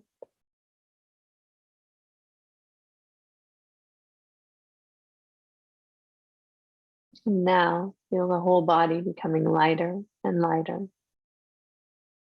It's so light, you might even feel as if you were levitating or floating. The head is light. The right palm and the left palm are light, levitating, lifting off the floor almost. The arms, the shoulders are light. The back is light. The buttocks and the groin are light. The right thigh is light. The left thigh is light. The right heel, the left heel. The whole body is light and weightless. And as it becomes more lighter, more weightless, you feel as if it's rising up off the floor like a mass of cotton or a bag of feathers.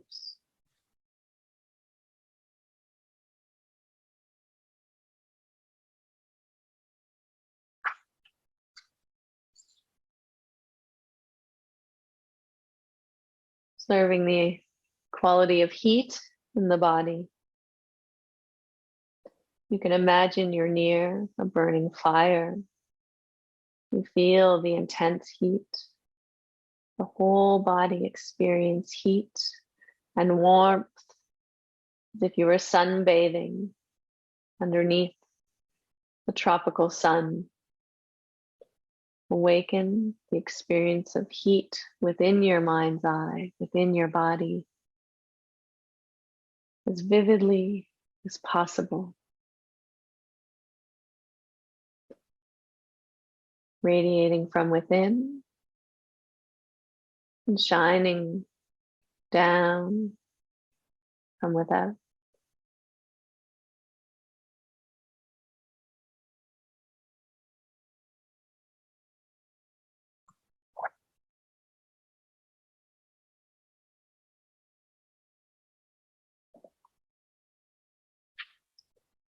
And then experiencing the quality of cold in the body, the whole body.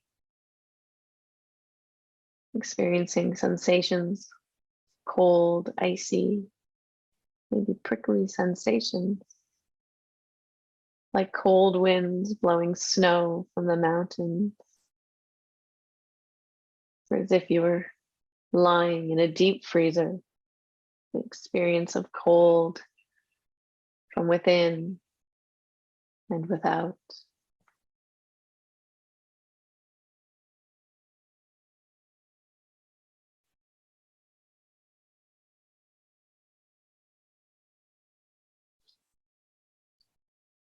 And then moving your attention, your mind to your eyebrow center.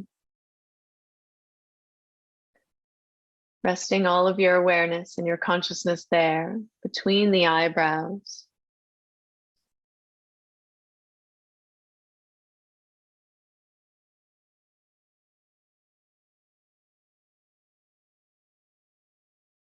As I say different words, perhaps you can have an image or a visualization of each object, each word in your mind's eye.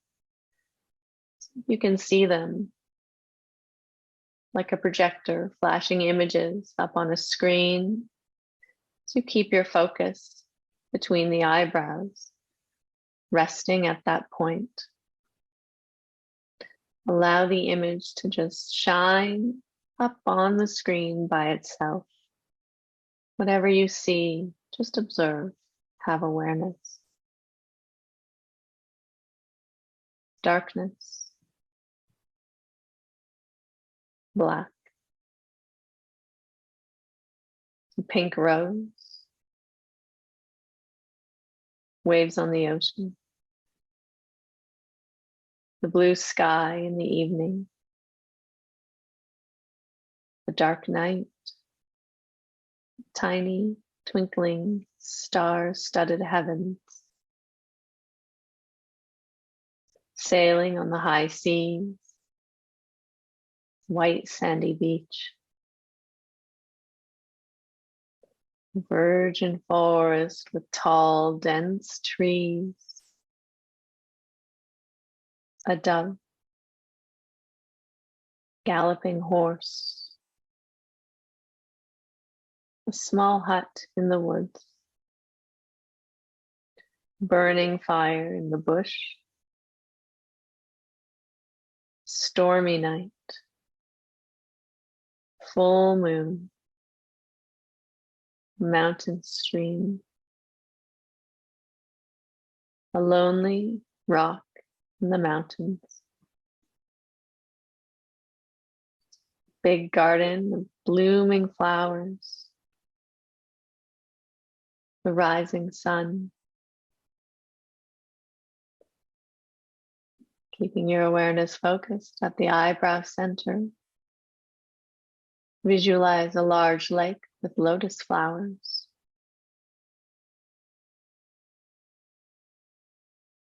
Sailing boat. People swimming. A lonely wooden house in the forest. A desolate valley. A high mountain with snow-capped peaks. A quiet evening. Beautiful sunset. chirping birds, a tiger in the jungle, elephant, a cobra, the symbol of Om, the sound of a bell ringing, waves on the ocean, a ship at sail, the full moon, calm and quiet evening in a moonlit valley, the mountain stream, refreshing cold bath in the mountain stream, the experience of exhilaration.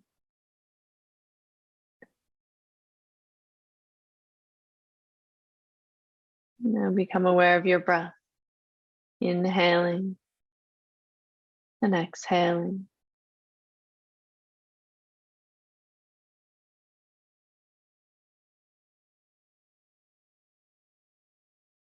And visualize the rising sun, red like a tomato, blood red in the sky. Clouds gathering, the drizzling rain, fog all around. The pink rose, a sunflower, an apple, lettuce growing in a garden,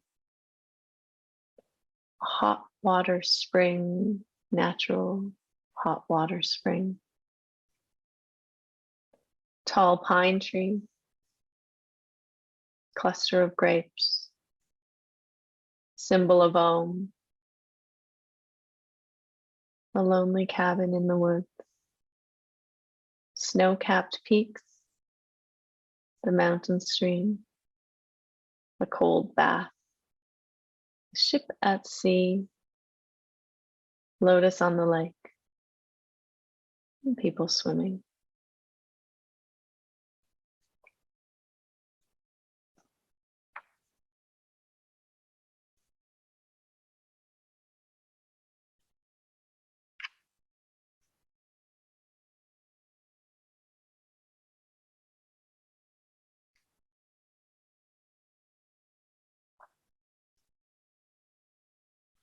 Again, move your awareness back into the whole body, becoming aware of the breath and that subtle energy vibration of the whole body. And think to yourself, I am practicing Yoga Nidra. Become aware of the external environment. Become aware of yourself lying on the floor. You can visualize your body. Visualize the room that you're lying in. And see yourself lying there on the floor. And if you made a sankalpa, you set an intention, you can repeat it again 3 times. If you did not make it a sankalpa or have an intention, you can make one now.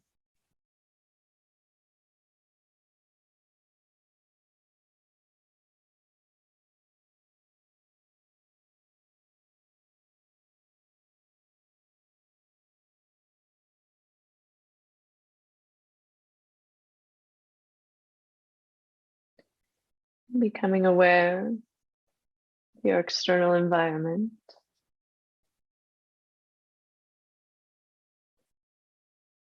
You can continue to rest deeply here for a few minutes. You can start to come out of the Yoga Nidra, returning to normal awareness. Slowly, slowly awakening and coming back into your conscious life, your conscious waking life. We'll just take a 5 minute break, and then we'll start the conference. For those of you who are joining now, thank you for joining for the conference. We will begin in 5 minutes.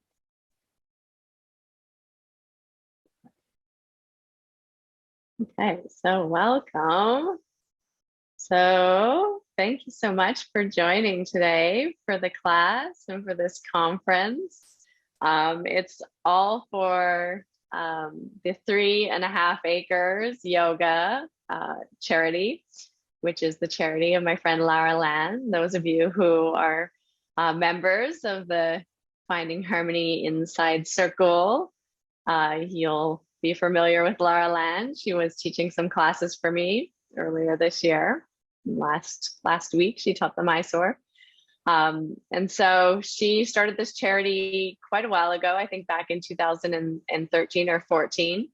And it's focused solely on trauma-informed teaching and offering yoga classes to those who have been affected by trauma. So in prisons or in recovery centers, or people who wouldn't necessarily be able to afford yoga because of life circumstances and situations. And so it's putting not just yoga classes for these people, but taking into account special needs that people who have suffered from really traumatic events or traumatic situations or upbringings, things that might be triggering for them, or that might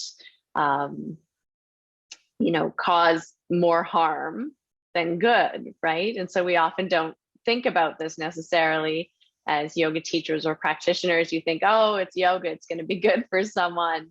But there's, a certain amount of awareness and education that should come with your teaching style and with the way that you teach, especially in rooms where there are many people who are struggling with trauma. And so her charity organization is focused on providing teacher trainings for people who are already teachers that will help them to understand trauma and understand better ways to teach, trauma-informed ways to teach.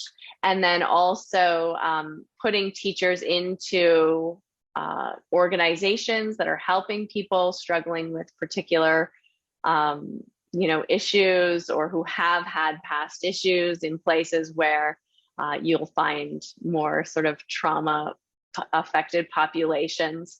And I think as we all sort of have come to realize, or been we're becoming more and more aware that people do struggle with trauma, and that all of us to some extent have had traumatic situations usually in our lives that could be addressed in a way, or brought into the teaching realm, or we could be taught in a way that's not going to further perpetuate that sort of abuse pattern or trigger some kind of reaction to something somebody says. So it's a really beautiful charity organization, and thank you all so much for supporting it.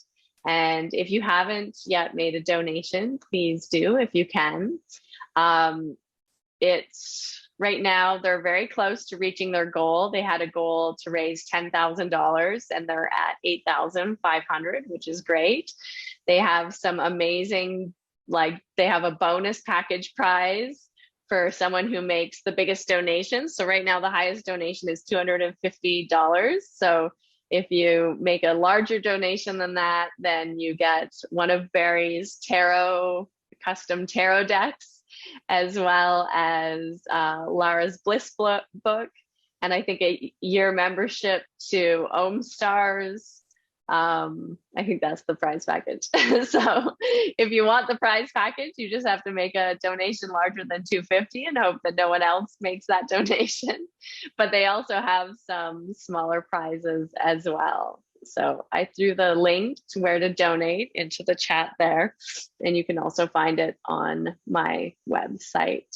So that's what this class was supporting and in support of. And this conference is a little bit of an amalgamation. I wanted to open it up to people who wanted to come to the class to make a donation, but it's also a monthly conference that I do inside my membership. So there's a lot of inside circle members here with me who come to the conferences with me every month. We have one a month, and this is probably the best place to study. We've been looking at the Yoga Sutras. We've been going through all of the Yoga Sutras of chapter 1 this year, and we will be starting chapter 2 in January. The conferences are typically always held at the last Sunday of the month, but of course this month is December, so we moved it up a little bit so that we could have a nice vacation. But typically they're at the last Sunday of every month, and we'll be diving into chapter 2 in the new year, which is exciting because it's probably the most easily understandable chapter in the Yoga Sutras. But right now we're just kind of finishing up chapter 1. So I just wanted to give an overview because we got to, I think, around verse 40, and all of the verses after verse 40 to verse 51 are basically talking about samadhi and different stages of samadhi. And so in a way, it's like, it's kind of nice to understand, okay, there's, samadhi is this little bit difficult concept, right? Because most of us don't have an immediate experiential connection to it. So if I say pranayama, you can be like, oh yeah, I know what that is, right? You mostly have an experiential connection to breathing and breath control. And if you've practiced in my pranayama courses, I hope you know what pranayama is and have an experiential understanding of it. And asana, again, it's got that. And the yamas and the niyamas, of course, are pretty tangible things. We can, figure out ways to practice those and understand what they are. But when it starts to get into pratyahara, like the sense withdrawal, and then the dharana and dhyana, the concentration and the meditation, kind of have maybe a vague or a foggy connection to these concepts, right? We understand, okay, when I'm sleeping, I've withdrawn my senses. I don't have that sense perception going on, conscious sense perception of the world around me. So we can kind of understand what that state would be like, right? Because we have that experiential knowledge, or we have the knowledge of, if maybe a part of your body's gone numb or something, you don't have any feeling in it, right? That's an experience that sometimes people have. And so we understand what that pratyahara, this complete sense withdrawal, would be like. And concentrating our mind, I think we kind of know what that's like. We do it all the time, actually. Dharana, periods of intense focus, concentration, where the mind's becoming really one-pointed. So, in states like, if you're an artist, maybe if you're painting or playing a musical instrument, or even in your yoga practice, when you just are fully immersed and absorbed in the practice of the asana, that starts to move the mind into this space of concentration, right? Which is the dharana. And dhyana is the extension of that. So in this dhyana, the mind becomes so concentrated and the senses are so withdrawn that basically the world around kind of starts to disappear. You become totally immersed in your inner self, in your inner world, so that you lose awareness of what's going on outside of you. And then we get to samadhi, which is sort of, again, the extension of the meditation, or that practice of the meditation. And this is a little bit more tricky to understand, because in verse 41, it talks about what this samadhi state is like. And basically it says, when you take an object to meditate on, so say you are meditating on a sound. So say you're meditating on the sound Om. The sound, the object of meditation, the subject being yourself, the meditator, and the process of meditation or of concentration on that object merge into one thing. So it's when you lose the sense of separate self. That's a sign of samadhi. So you've merged with the thing that you're doing.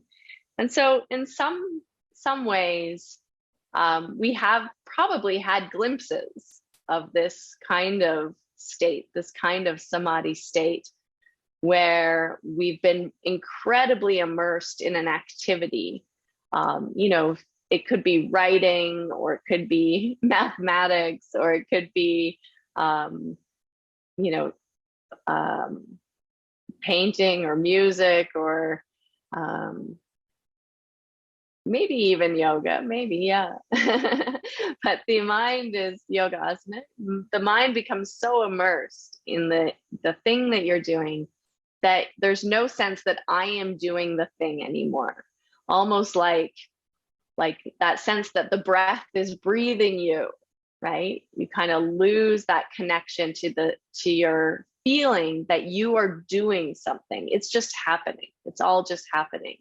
Or, you know, I think creativity is a nice way to think about it, because sometimes, you know, if you're an artist or a dancer or a writer or something, it's just like, it just flows through you, right? It feels like it's just coming through you, that you're not doing anything. And this is like a taste of what the samadhi state is like, that you're not in control, you're not trying to control, then there's no sense of separate self or separation from the actual activity that you're doing and the object that you're concentrating on. So that would be a example of samadhi. They would call it bija samadhi, or samadhi with a seed. And so when you have these experiences of samadhi with a seed, or nirvikalpa sankalpa samadhi, it's a type of samadhi that will always bring you back. So it's not like lasting for a long time. There's still that seed of your ego or seed of separate self. So even though you might have a moment where it's dissolved, you always are kind of coming back into yourself and into this sense of separate identity. And of course, then there's like many layers and levels of samadhi. And eventually you get to sort of a state of samadhi without this seed, nirvikalpa samadhi. And when you reach this higher level, it's a complete sort of transcendence of the self. And so even though you come back into your body per se, you come back into your life, it's not like you totally get to exit out. You still have to come back and function in behavioral reality. You understand or experientially know that this sort of experiential plane of existence, this body, this identity, isn't real. And it's not just a concept. You're not just like, oh yeah, I'm not attached to my body, it's not real. Or I'm not attached to my personality, it's not real. You really, it's changed your brain. Like you really understand that experientially, that you are not the body, you are not the mind, you are not your likes or dislikes. You don't even have likes or dislikes anymore. That's how much you're in this other space, or you've absorbed this other space. So the body just becomes then a vessel for you to kind of, I guess, as my teacher Tawari would say, is live out the rest of your karmas, right? So until you've burnt up all the karmas, until the karmas have run out, you don't leave your body when you're a liberated soul. So there's still things that have to take place in order for you to then find full, I guess, emancipation, full liberation. Yeah, and Alan wrote in the comments, is that what we call the flow state? And the flow state is interesting. It's similar. Yeah, it's a similar kind of thing. I would say as that kind of low level of samadhi, right? In the flow state, there's a part of your brain called I think it's called the PCC. I forget what it stands for, but it's a part of your brain that lights up something cortex. If I say your name, so if I say like Kate, or if I say Sarah or Hana or Alan, that as soon as I say your name, that part of your brain lights up like, oh, she's talking about me, right? And it makes you self-conscious. And when you're self-conscious, you can't enter a flow state. So it turns off the sort of like right brain, the sort of like feeling completely like immersed into reality. And all of a sudden it like triggers this more left brain, like critical thinking, very self-aware, self-conscious, I would say maybe is a better word than self-aware feeling.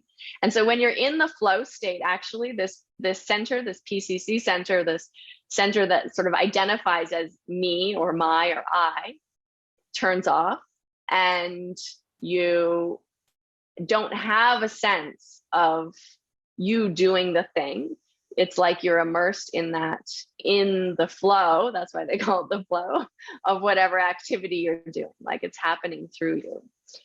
So yeah, I would say that that is kind of like neurologically a place of samadhi. You know, they say that you enter the flow state when your skill level is matched with a difficulty level. So if your skill is very high and the task is very boring or low, it's difficult to enter the flow state because you get bored, right? If the difficulty level is very high and your skill is very low, it's difficult to enter the flow state because you get anxious or worried or upset, right? You get like, oh no, I can't do it because it's not positioned correctly, right? It's too difficult. So you start to feel anxiety. But if your skill is, say, medium and the difficulty is medium, then you can enter into that flow state more easily because the difficulty is just enough to kind of keep you focused and engaged and in it.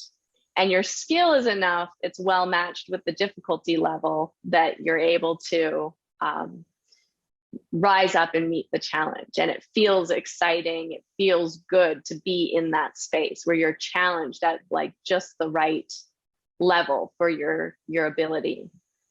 So of course, as your abilities grow in a certain area, the challenge also has to grow in a certain area, which I think is really kind of a beautiful thing because the asana system actually is sort of designed this way, right? That at the beginning, the challenge is like just a little bit, and usually your skill level's just a little bit. And then as your skill level and experience goes up in the asana, then the asana difficulty also goes up, right? So it's kind of built or structured in a way to keep you in that flow state. When your skill level is very high and the asana level is very low, sometimes then that's when you feel bored or you feel, you know, it becomes more like you have to find something deeper to concentrate on to enter into that flow state, like moving beyond the physical asana into like the deeper sensations or into the breath or challenging yourself in another way rather than it being about the physical asana practice itself. Yes, so samadhi. So that's sort of what I wanted to talk about as far as samadhi. I don't want to talk too much in depth about it just because I feel like, you know, it's kind of like trying to talk about something that like is very difficult to talk about because it's something that you need to experience. And we have a certain level of experience with it. Even like for myself, I have a certain level of experience that I can draw on, that I can communicate to you about. But like these very high levels of samadhi, I don't really have any experience. So I can't really like communicate them. And I have some doubts that even if you have had those high levels of samadhi, that you could really communicate them anyway, because they're beyond the mind, they're beyond language.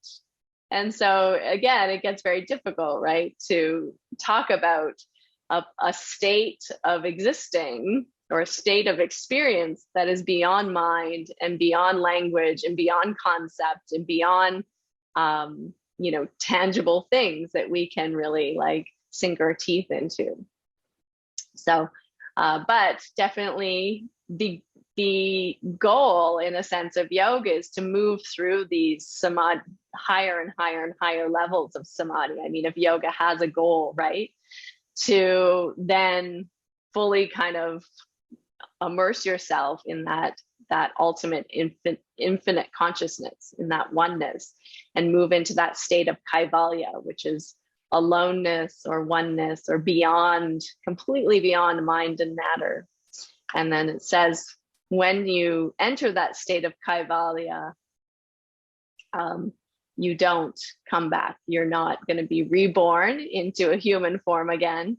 You're completely liberated from this cycle of reincarnation or rebirth.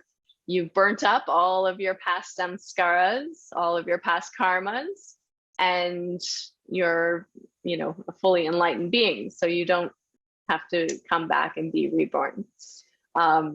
Until you reach that highest level, even if you're at a high level of samadhi and you have that experience without kaivalya, without that highest level, you will still come back and be reborn, because there's little, I like to think of it as like these karmas or these past samskaras are like a weight, right? And we have to kind of burn them up so that we can evaporate into supreme consciousness. But if we have even like a little bit of weight to our causal body, a little bit, it pulls us back down to the earth, and we come into our form again to burn up that last little bit of samskara, or move through that.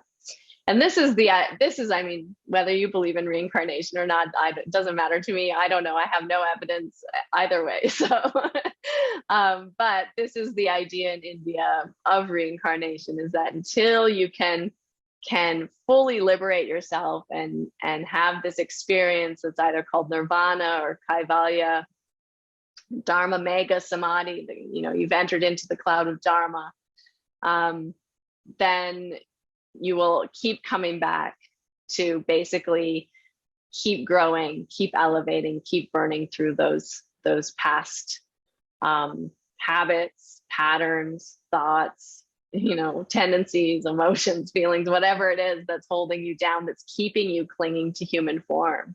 Even an attachment to people or to places can be something that can pull you back into a human form in Indian philosophy. So, yeah. Any questions? I don't know if I can answer them, but I will try. Yes, Susan. Hi. Hi, Harmony. I just have a question about what happens to people who reach that state of nirvana what happens afterwards? Like they won't be reborn, but what happens when they're here on this earth? Like still, like what do they just dissolve out and aren't functioning people, or do you know what happens? Yeah, great question. So, I mean, from what the teachers that I've studied with, how they explain this is that, when you have that experience, that completely like fully liberated experience, you still, like, your body might still have like a little remain. As long as you have a body, you have karma, right? You have things that have to still be worked out. And so even in a fully liberated state, you might just have like the residue of this bodily karma, right? So until your body is like finished, right? You have a certain number of heartbeats or a certain number of breaths or a certain, we have an expiry date, say. So until you've reached your expiry date, you still have to be in your body. But you have the ability to move out of your body at any time you want, basically. You have that ability to move beyond mind and matter and enter into that space, that nirvana, or that fully enlightened space whenever you want. But when you come back into your body, it's like, I'm trying to think of a good analogy.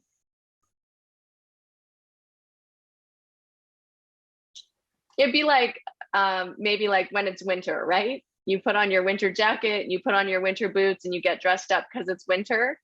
And like, okay, I'm wearing all of this stuff because it's winter, but like, I don't need this stuff. It's not really like a part of me. Is that analogy make sense? I hope so. So your skin kind of becomes like that. Like, oh, I have this body because I need this body right now to, function in this life, but this body isn't me. It's not, I'm not attached to it, right? So you're not really like striving to stay alive, but you're also not like gonna commit suicide or kill yourself, right? So you're gonna like still live out until your expiry date, or until you're able to, true masters, they say, are able to leave anytime they want. So they know when they're gonna die. Like several high teachers have told people, okay, on this day I'm leaving. And then they go and they leave their body and die because they know how, right? And so in a way it's explained like a death before the death. And so we have this curiosity, like what happens after I die? When you are able to have that experience of this high samadhi, you know what it is, what happens after you die. And so you're not like afraid or curious or wondering, you know where you go. And so you can go anytime you want, as long as, your body sort of, like, I guess maybe people have different ideas about that, but definitely you still come back. And so there's this saying, right, in Zen Buddhism, like before enlightenment chop wood, after enlightenment chop wood, where I think John Kabat-Zinn maybe has a book called like, and then the laundry or something, right? But it's the idea that you until all of your responsibilities here are like complete, you still have to complete them. Otherwise, if you don't complete them, then you still come back, right? So there's this kind of dual realm, the functional reality realm and then the ultimate reality realm. But when you have that skill, you can go anytime. So when people say, oh, I'm going to meditate, it's not like how we meditate, right? Like we sit there and we like watch our breath or watch sensation. It's very much based in our corporal structure or in our mental structure. We're still here, right? When someone who has this higher level of samadhi meditates, they are not here. They've moved past mind and matter. And so again, it's like, you can't really explain that state or that place because it's beyond language, it's beyond mind, it's beyond matter.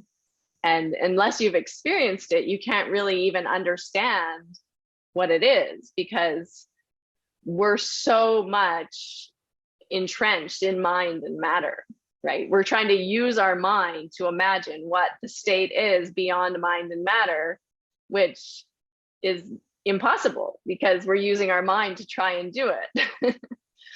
So it's a paradox. And until you can like really move past that, it's just an imagination. And so that's where that beautiful verse in the Hatha Pradipika comes about, that like until you've experienced the true like samadhi or this true enlightenment, all the words somebody speaks about it are the ramblings of a madman. Because it's something that you can't really describe or talk about. Yeah. So does that make sense? I can only tell you what I've heard, what I've been told. How do you survive in this heavy world when you come up light? Sheena, tell me more about your questions. And what do you have to do to experience this state? Are you here? Oh, maybe you can't speak. If you can speak, speak. Otherwise, how do you survive this heavy world?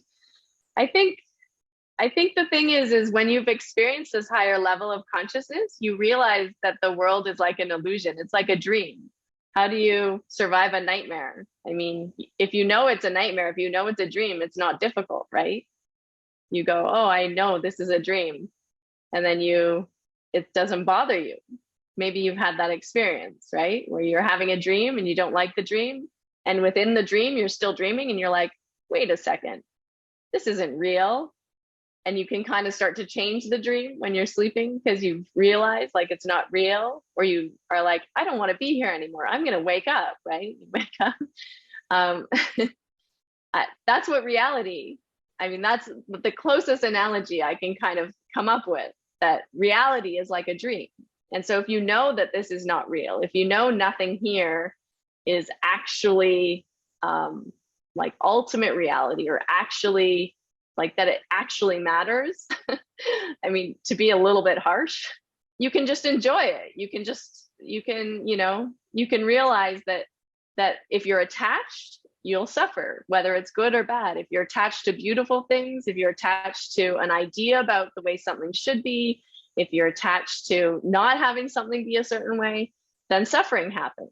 If you are not attached, if you're just observing and like in the experience, but like realizing that it's coming, it's going, it's coming, it's going, or realizing that it's not like a permanent state, nothing's a permanent state, then you can kind of enjoy the ride. It's like a roller coaster, right? You feel like the roller coaster is fun because you know it's going to end. Right? You're like, oh, this is going to be fun for 2 minutes. If you are attached and you're on the roller coaster, you're like, oh my God, get me out of here. I don't want to be on this roller coaster anymore, right? It's not fun. It's terrible. It's suffering. If you forget that it's going to end, right? And so I feel like that's kind of what life is like. If you realize like, oh, this is a ride and it's very short, and it's going to have some ups, it's going to have some downs, it's going to have some loop-de-loops, and I'm going to scream a lot and cry and laugh, and it's going to be like this thing. You can enjoy it and be like, okay, it's all going to be over real soon. But if you're attached and you think that this is really like reality, this is really all happening, and it's all very heavy, and it all really, you're in that seat and you're like, then it becomes kind of a nightmare that you have to suffer through. And so I think that's really what the yoga is trying to teach us, is how to realize, something beyond our immediate apparent reality of mind and matter, and know that mind and matter is always in flux, that it's always changing, that it's always arising and passing away, or it's always manifesting and then going, right? Nothing is permanent. And when you really, really sort of, I guess, like sit in that impermanence, it's incredibly sad, but it's also incredibly liberating, because it allows you to just enjoy things. It allows you to sit also in that joy, because, the good things are really good, but you also know they're not going to last. And the sad things, or the miserable things, are really miserable, but you also know it's not going to last. And so when you really like sit with that, like, wow, right? You can also kind of just enjoy like the suffering as well as the non-suffering, and realize that the more attached you are to the non-suffering, to the enjoyment, to the pleasure, the more you're going to suffer when it goes away.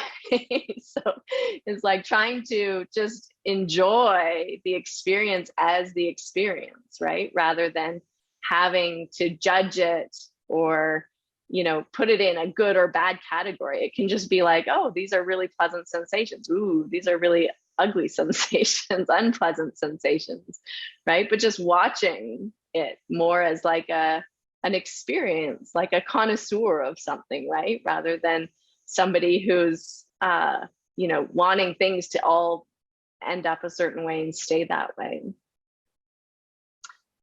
And what do you have to do to experience this state? That's a good question. More practice. No, I think the answer is definitely, within the yoga. The more I think we can start to observe, like even within the asana, it's a very present tool. It's a very obvious tool. It's a very gross tool, using our body. But the more that we can stay present to like sensation or uncomfortable feelings, or like, oh, I don't want to do this, or oh, this feels terrible today. But like, just be with it, right? Just be with like the terribleness, or be with the feeling of like, I'm so crappy at this, or be with the feeling of like, oh, I love this, or whatever, right? Whatever sensation, whatever feeling, whatever you're noticing as you use, in this example, your body as a tool, putting it in these different positions without being attached, right? Like, oh, my Kramasana is not great today. Okay, it's not great. It doesn't have to be good or bad, and it doesn't have to mean anything about you, right? It doesn't have to say anything about who you are. It actually says nothing about who you ultimately are. It says nothing about, you know, your ability of progression in yoga. Ultimately, it, you know, might say something about having tight hips or a tight back, or, you know, lifestyle choices, but it ultimately says nothing about ultimate reality, right? And so the more you can kind of just be with reality as it is, without making it have to mean something, or without being attached to it being a certain way, or trying to make it a different way, then I think it's like those are the baby steps, right? And so we take these baby steps each day, and then we start to apply these baby steps into everything we do in our life, right? So I really want to have like the perfect Christmas dinner.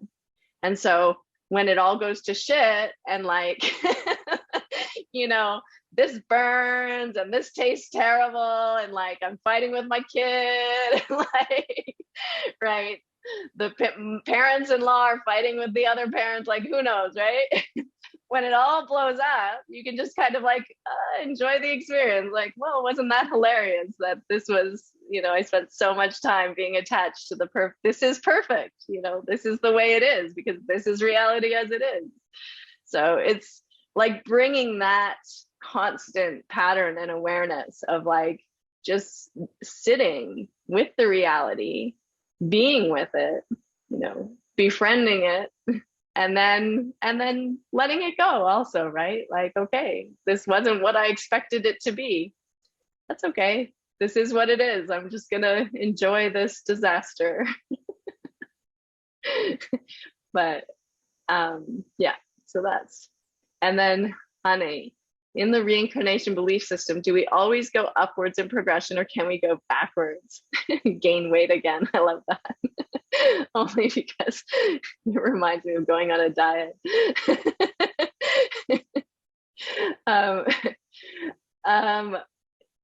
So it depends on, you know, there's like everything in India and probably on the planet, there's different streams of thought. So in the Buddhist system of reincarnation, as I understand it, you can go backwards. So like you can be reincarnated as like a dog, or like an ant, or like a lower conscious being. But in the Indian system of reincarnation, if I understand it correctly, once you reach a human form, you cannot go into back into an animal form. So yeah, you can go into like a celestial body and live in heavenly realms, or you could go into a celestial body and live in hell realms. But then you keep coming back as a human, because actually a human is the highest birth. And so that's why Tabi Joyce would always say, don't waste your life. Human birth is very, very rare, because it's the highest form, because only in a human birth can you get liberated. If you take on a celestial body, you're simply living out karma. You can't liberate yourself. You have to be reborn as a human to get liberation. That's as I understand it. And I think it's quite complicated, so I've condensed it into a simplified form. And then Susan, does this state have anything to do with Kundalini? Yes, of course. So Kundalini and the idea of awakening Kundalini comes specifically sort of more from this tantric kind of viewpoint, using the Kundalini or the serpent energy as the metaphor that sits at the base of the spine that we're trying to awaken with yoga. And basically, once you awaken the Kundalini energy, it begins to move. And so the whole process of yoga and the type of yoga we practice, the Ashtanga yoga, the Hatha yoga, is all really a part of this tantric system. And so we're trying to awaken this Kundalini, which is also, of course, related to the mind. It's not just like in the body, it's a psychosomatic energy. And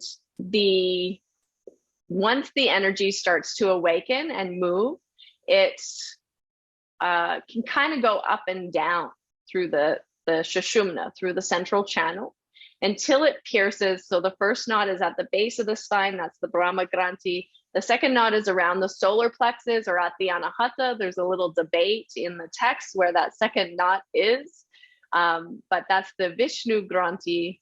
Once it pierces through the Vishnu Granthi and passes the navel area, so the navel area is sort of a very important energetic system or energetic area in the body. Once it pierces and passes through that area, it stops dropping down again. So you've reached the first level of samadhi. And so that's a very important area in the body, a very important energetic area in the body is the navel. Once you're able to move the Kundalini past the navel, then you're established in that first level of samadhi. So they're definitely related, just different ways of describing the process. And then, of course, all the other levels of samadhi are like moving up to the Sahasrara, the crown of the head. And yes, the karmic diet, honey. We should all go on a karmic diet. We'll stop liking and disliking. Yes, and Sheena, what if I get bored being a celestial and want to come back? Do I have to start all over again? You'll definitely get bored being a celestial. That's why they get into so much mischief up there. And good books on reincarnation. You know what? I don't know any good books. If anyone else has any good books on reincarnation, please throw them in the chat. I don't have anything offhand that I could tell you about, but I'll keep my ears and eyes open. And if something comes to mind, I will let you know. All of this stuff I've picked up just by like studying Buddhism in university and Hinduism in university, and then also speaking with teachers and different teachers and, just like accumulated knowledge over the years of different things. So it wasn't like one specific book that I could point you to, but I'm sure there's a million books on reincarnation. I don't know if any of them are accurate though, because it's again a difficult subject to be accurate about unless you remember your past lives. I don't think I'm qualified to write one, but thank you for your vote of confidence. And yeah, so this is like a great question about, do you have to start all over again? And this is the question that Arjuna asks to Krishna in the Bhagavad Gita, right? What if I do all this practice and then I die or nothing comes of it? What happens then? He's asking the question, what happens? So I practice yoga, I work really hard, but I don't get enlightened. Nothing happens. I just feel like I've wasted my time. And then I die. Is it all for naught? And Krishna then, of course, answers, and this is the only answer I have for you. It comes straight from the Bhagavad Gita, that all of the practice, all of the work you do towards elevating your consciousness, towards, enlightenment, towards liberation in this life, when you come back and are reborn, you start at where you left off. So no work you ever do is lost. So if you go into the celestial realms and have to say you're reborn as a heavenly being and have to burn off a bunch of good karma for some reason, and you have to come back as a human, you'll still, that's maybe like your last birth, say, you'll get awakened right away. But, one interesting book that you might enjoy if you like thinking about these kinds of things is if you can get anything on Ramana Maharshi. There's a few books. There's one called, let me see if I can see it, Day by Day with Bhagavan. Not that one. I'm sure you can find it and order it. I think this came from his ashram. But it's question and answers. It's, different people asking Ramana Maharshi questions, and someone wrote it down. So like, I just opened up the page, and one question is it good to strain to achieve breath control? And I think any of you who've been in my pranayama course know the answer to this, of course. But Bhagavan says, no, straining is not good. Only a little pranayama should be done at the beginning, as much as possible without undue strain. So that's just an example. But there's lots of fun questions in here. Like, what is awareness and how can one obtain or cultivate it? You want to know what Bhagavan says? You waiting in suspense? So Bhagavan is Ramana Maharshi. Bhagavan just means like great soul. You are awareness. Awareness is another name for you. Since you are awareness, there is no need to attain or cultivate it. You can think about that for a while.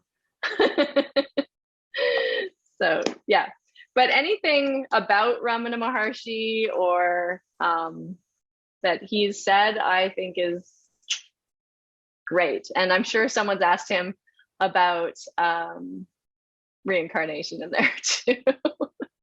So you can see what he says. But he actually has a very interesting story where he was, I think, 13 or 14 or 15, like called to this mountain in India in Tiruvannamalai called Arunachala.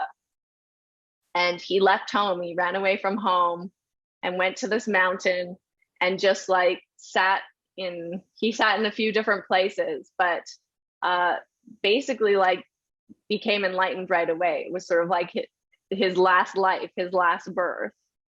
Became enlightened very, very young, as like a 15 or 16-year-old, and then entered deep, deep, deep samadhi, like so much so was just sitting like in this temple. I've been to this huge temple, the Shiva temple in Tiruvannamalai, and you can go into this area where he sat and meditated.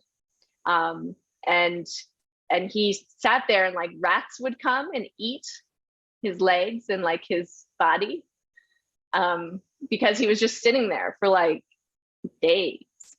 And a caretaker of the temple realized like, oh, this, child is in some high state, and like would take care of him and kind of like, make sure he wasn't going to die in this samadhi state, because he wasn't feeding himself. He had no connection to his body anymore. Like, I mean, I can't even imagine being in meditation and having rats eating my body. And like, I mean, that's how much sense withdrawal. That's how beyond mind and matter, like truly enlightened people are.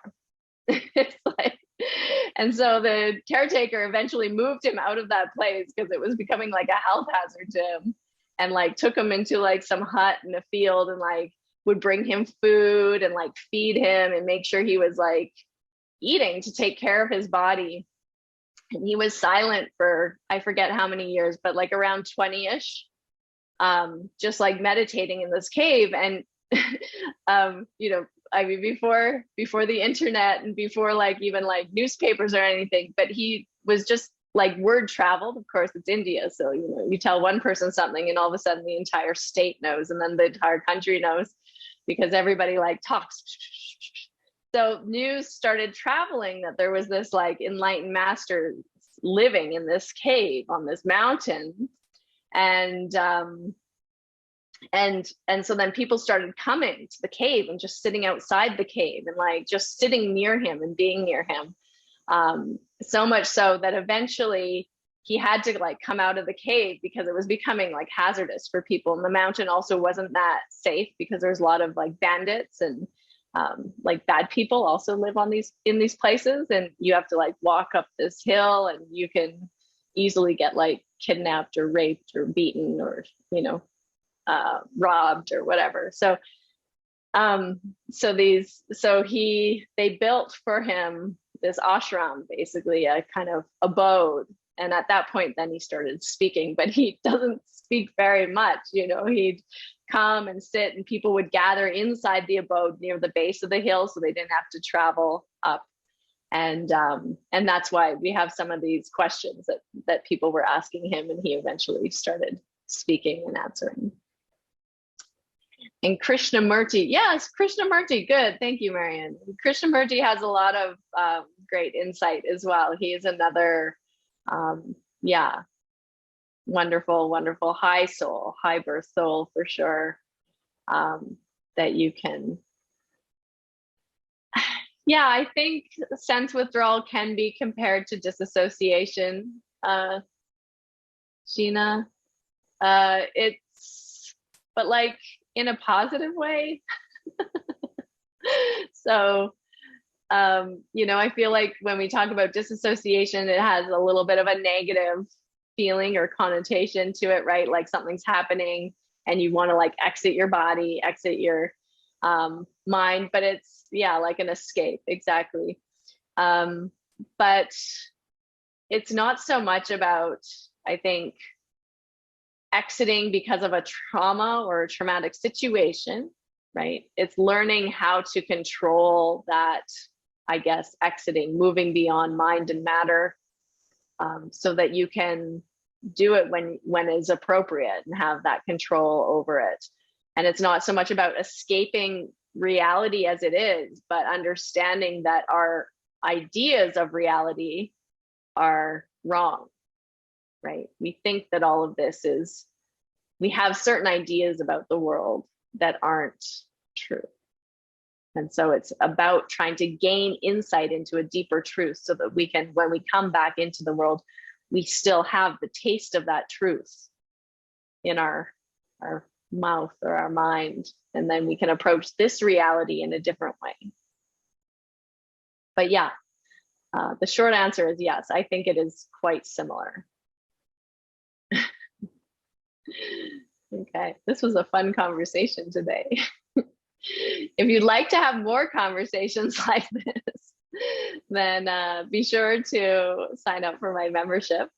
I have not put the price up yet, but I'm going to increase the price in January. But if you're signed up before January, you're a current member, you get the price that you already pay, so you don't get an increase in price. So if you want to have more, then come, please. We also do Mysore classes on Friday, and I'm going to also be doing a regular pranayama class once a month for everyone inside my membership, and do possibly a guest speaker session as well, which would be kind of fun. Bring people in to talk about different things like Ayurveda or,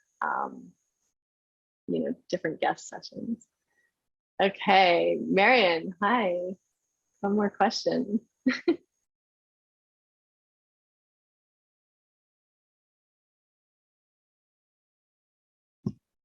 Sorry, took a while to unmute myself. That's okay. I just wanted to actually not ask a question. I just wanted to say thanks so much for holding the space since last year, since we started, and guiding us through the Mysore practice and just be available. And also thank you to everyone who's been coming since then, even though I don't see you in one space, but has been beautiful also, not being able to come to Canada, to be at the other end of the world and all join together. I know that other people are from Europe or Japan, and so thank you very much for that. It has been very precious and very special, and Thank you so much.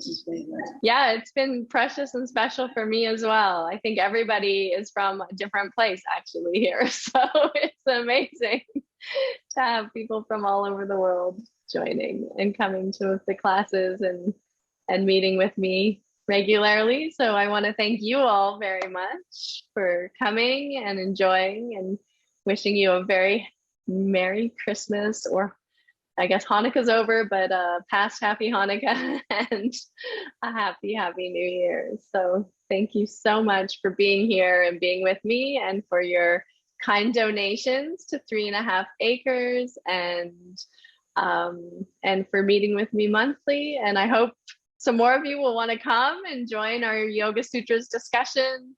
We have really fun conversations each month, and everything is recorded and put inside our membership portal, where there's also many other lead classes and meditations and different things that you can enjoy inside there. So thank you so much for joining today. I hope you have a wonderful, wonderful holiday season, and I look forward to connecting with you in the new year. Bye. Thanks, Emily. May everyone receive enlightenment for Christmas.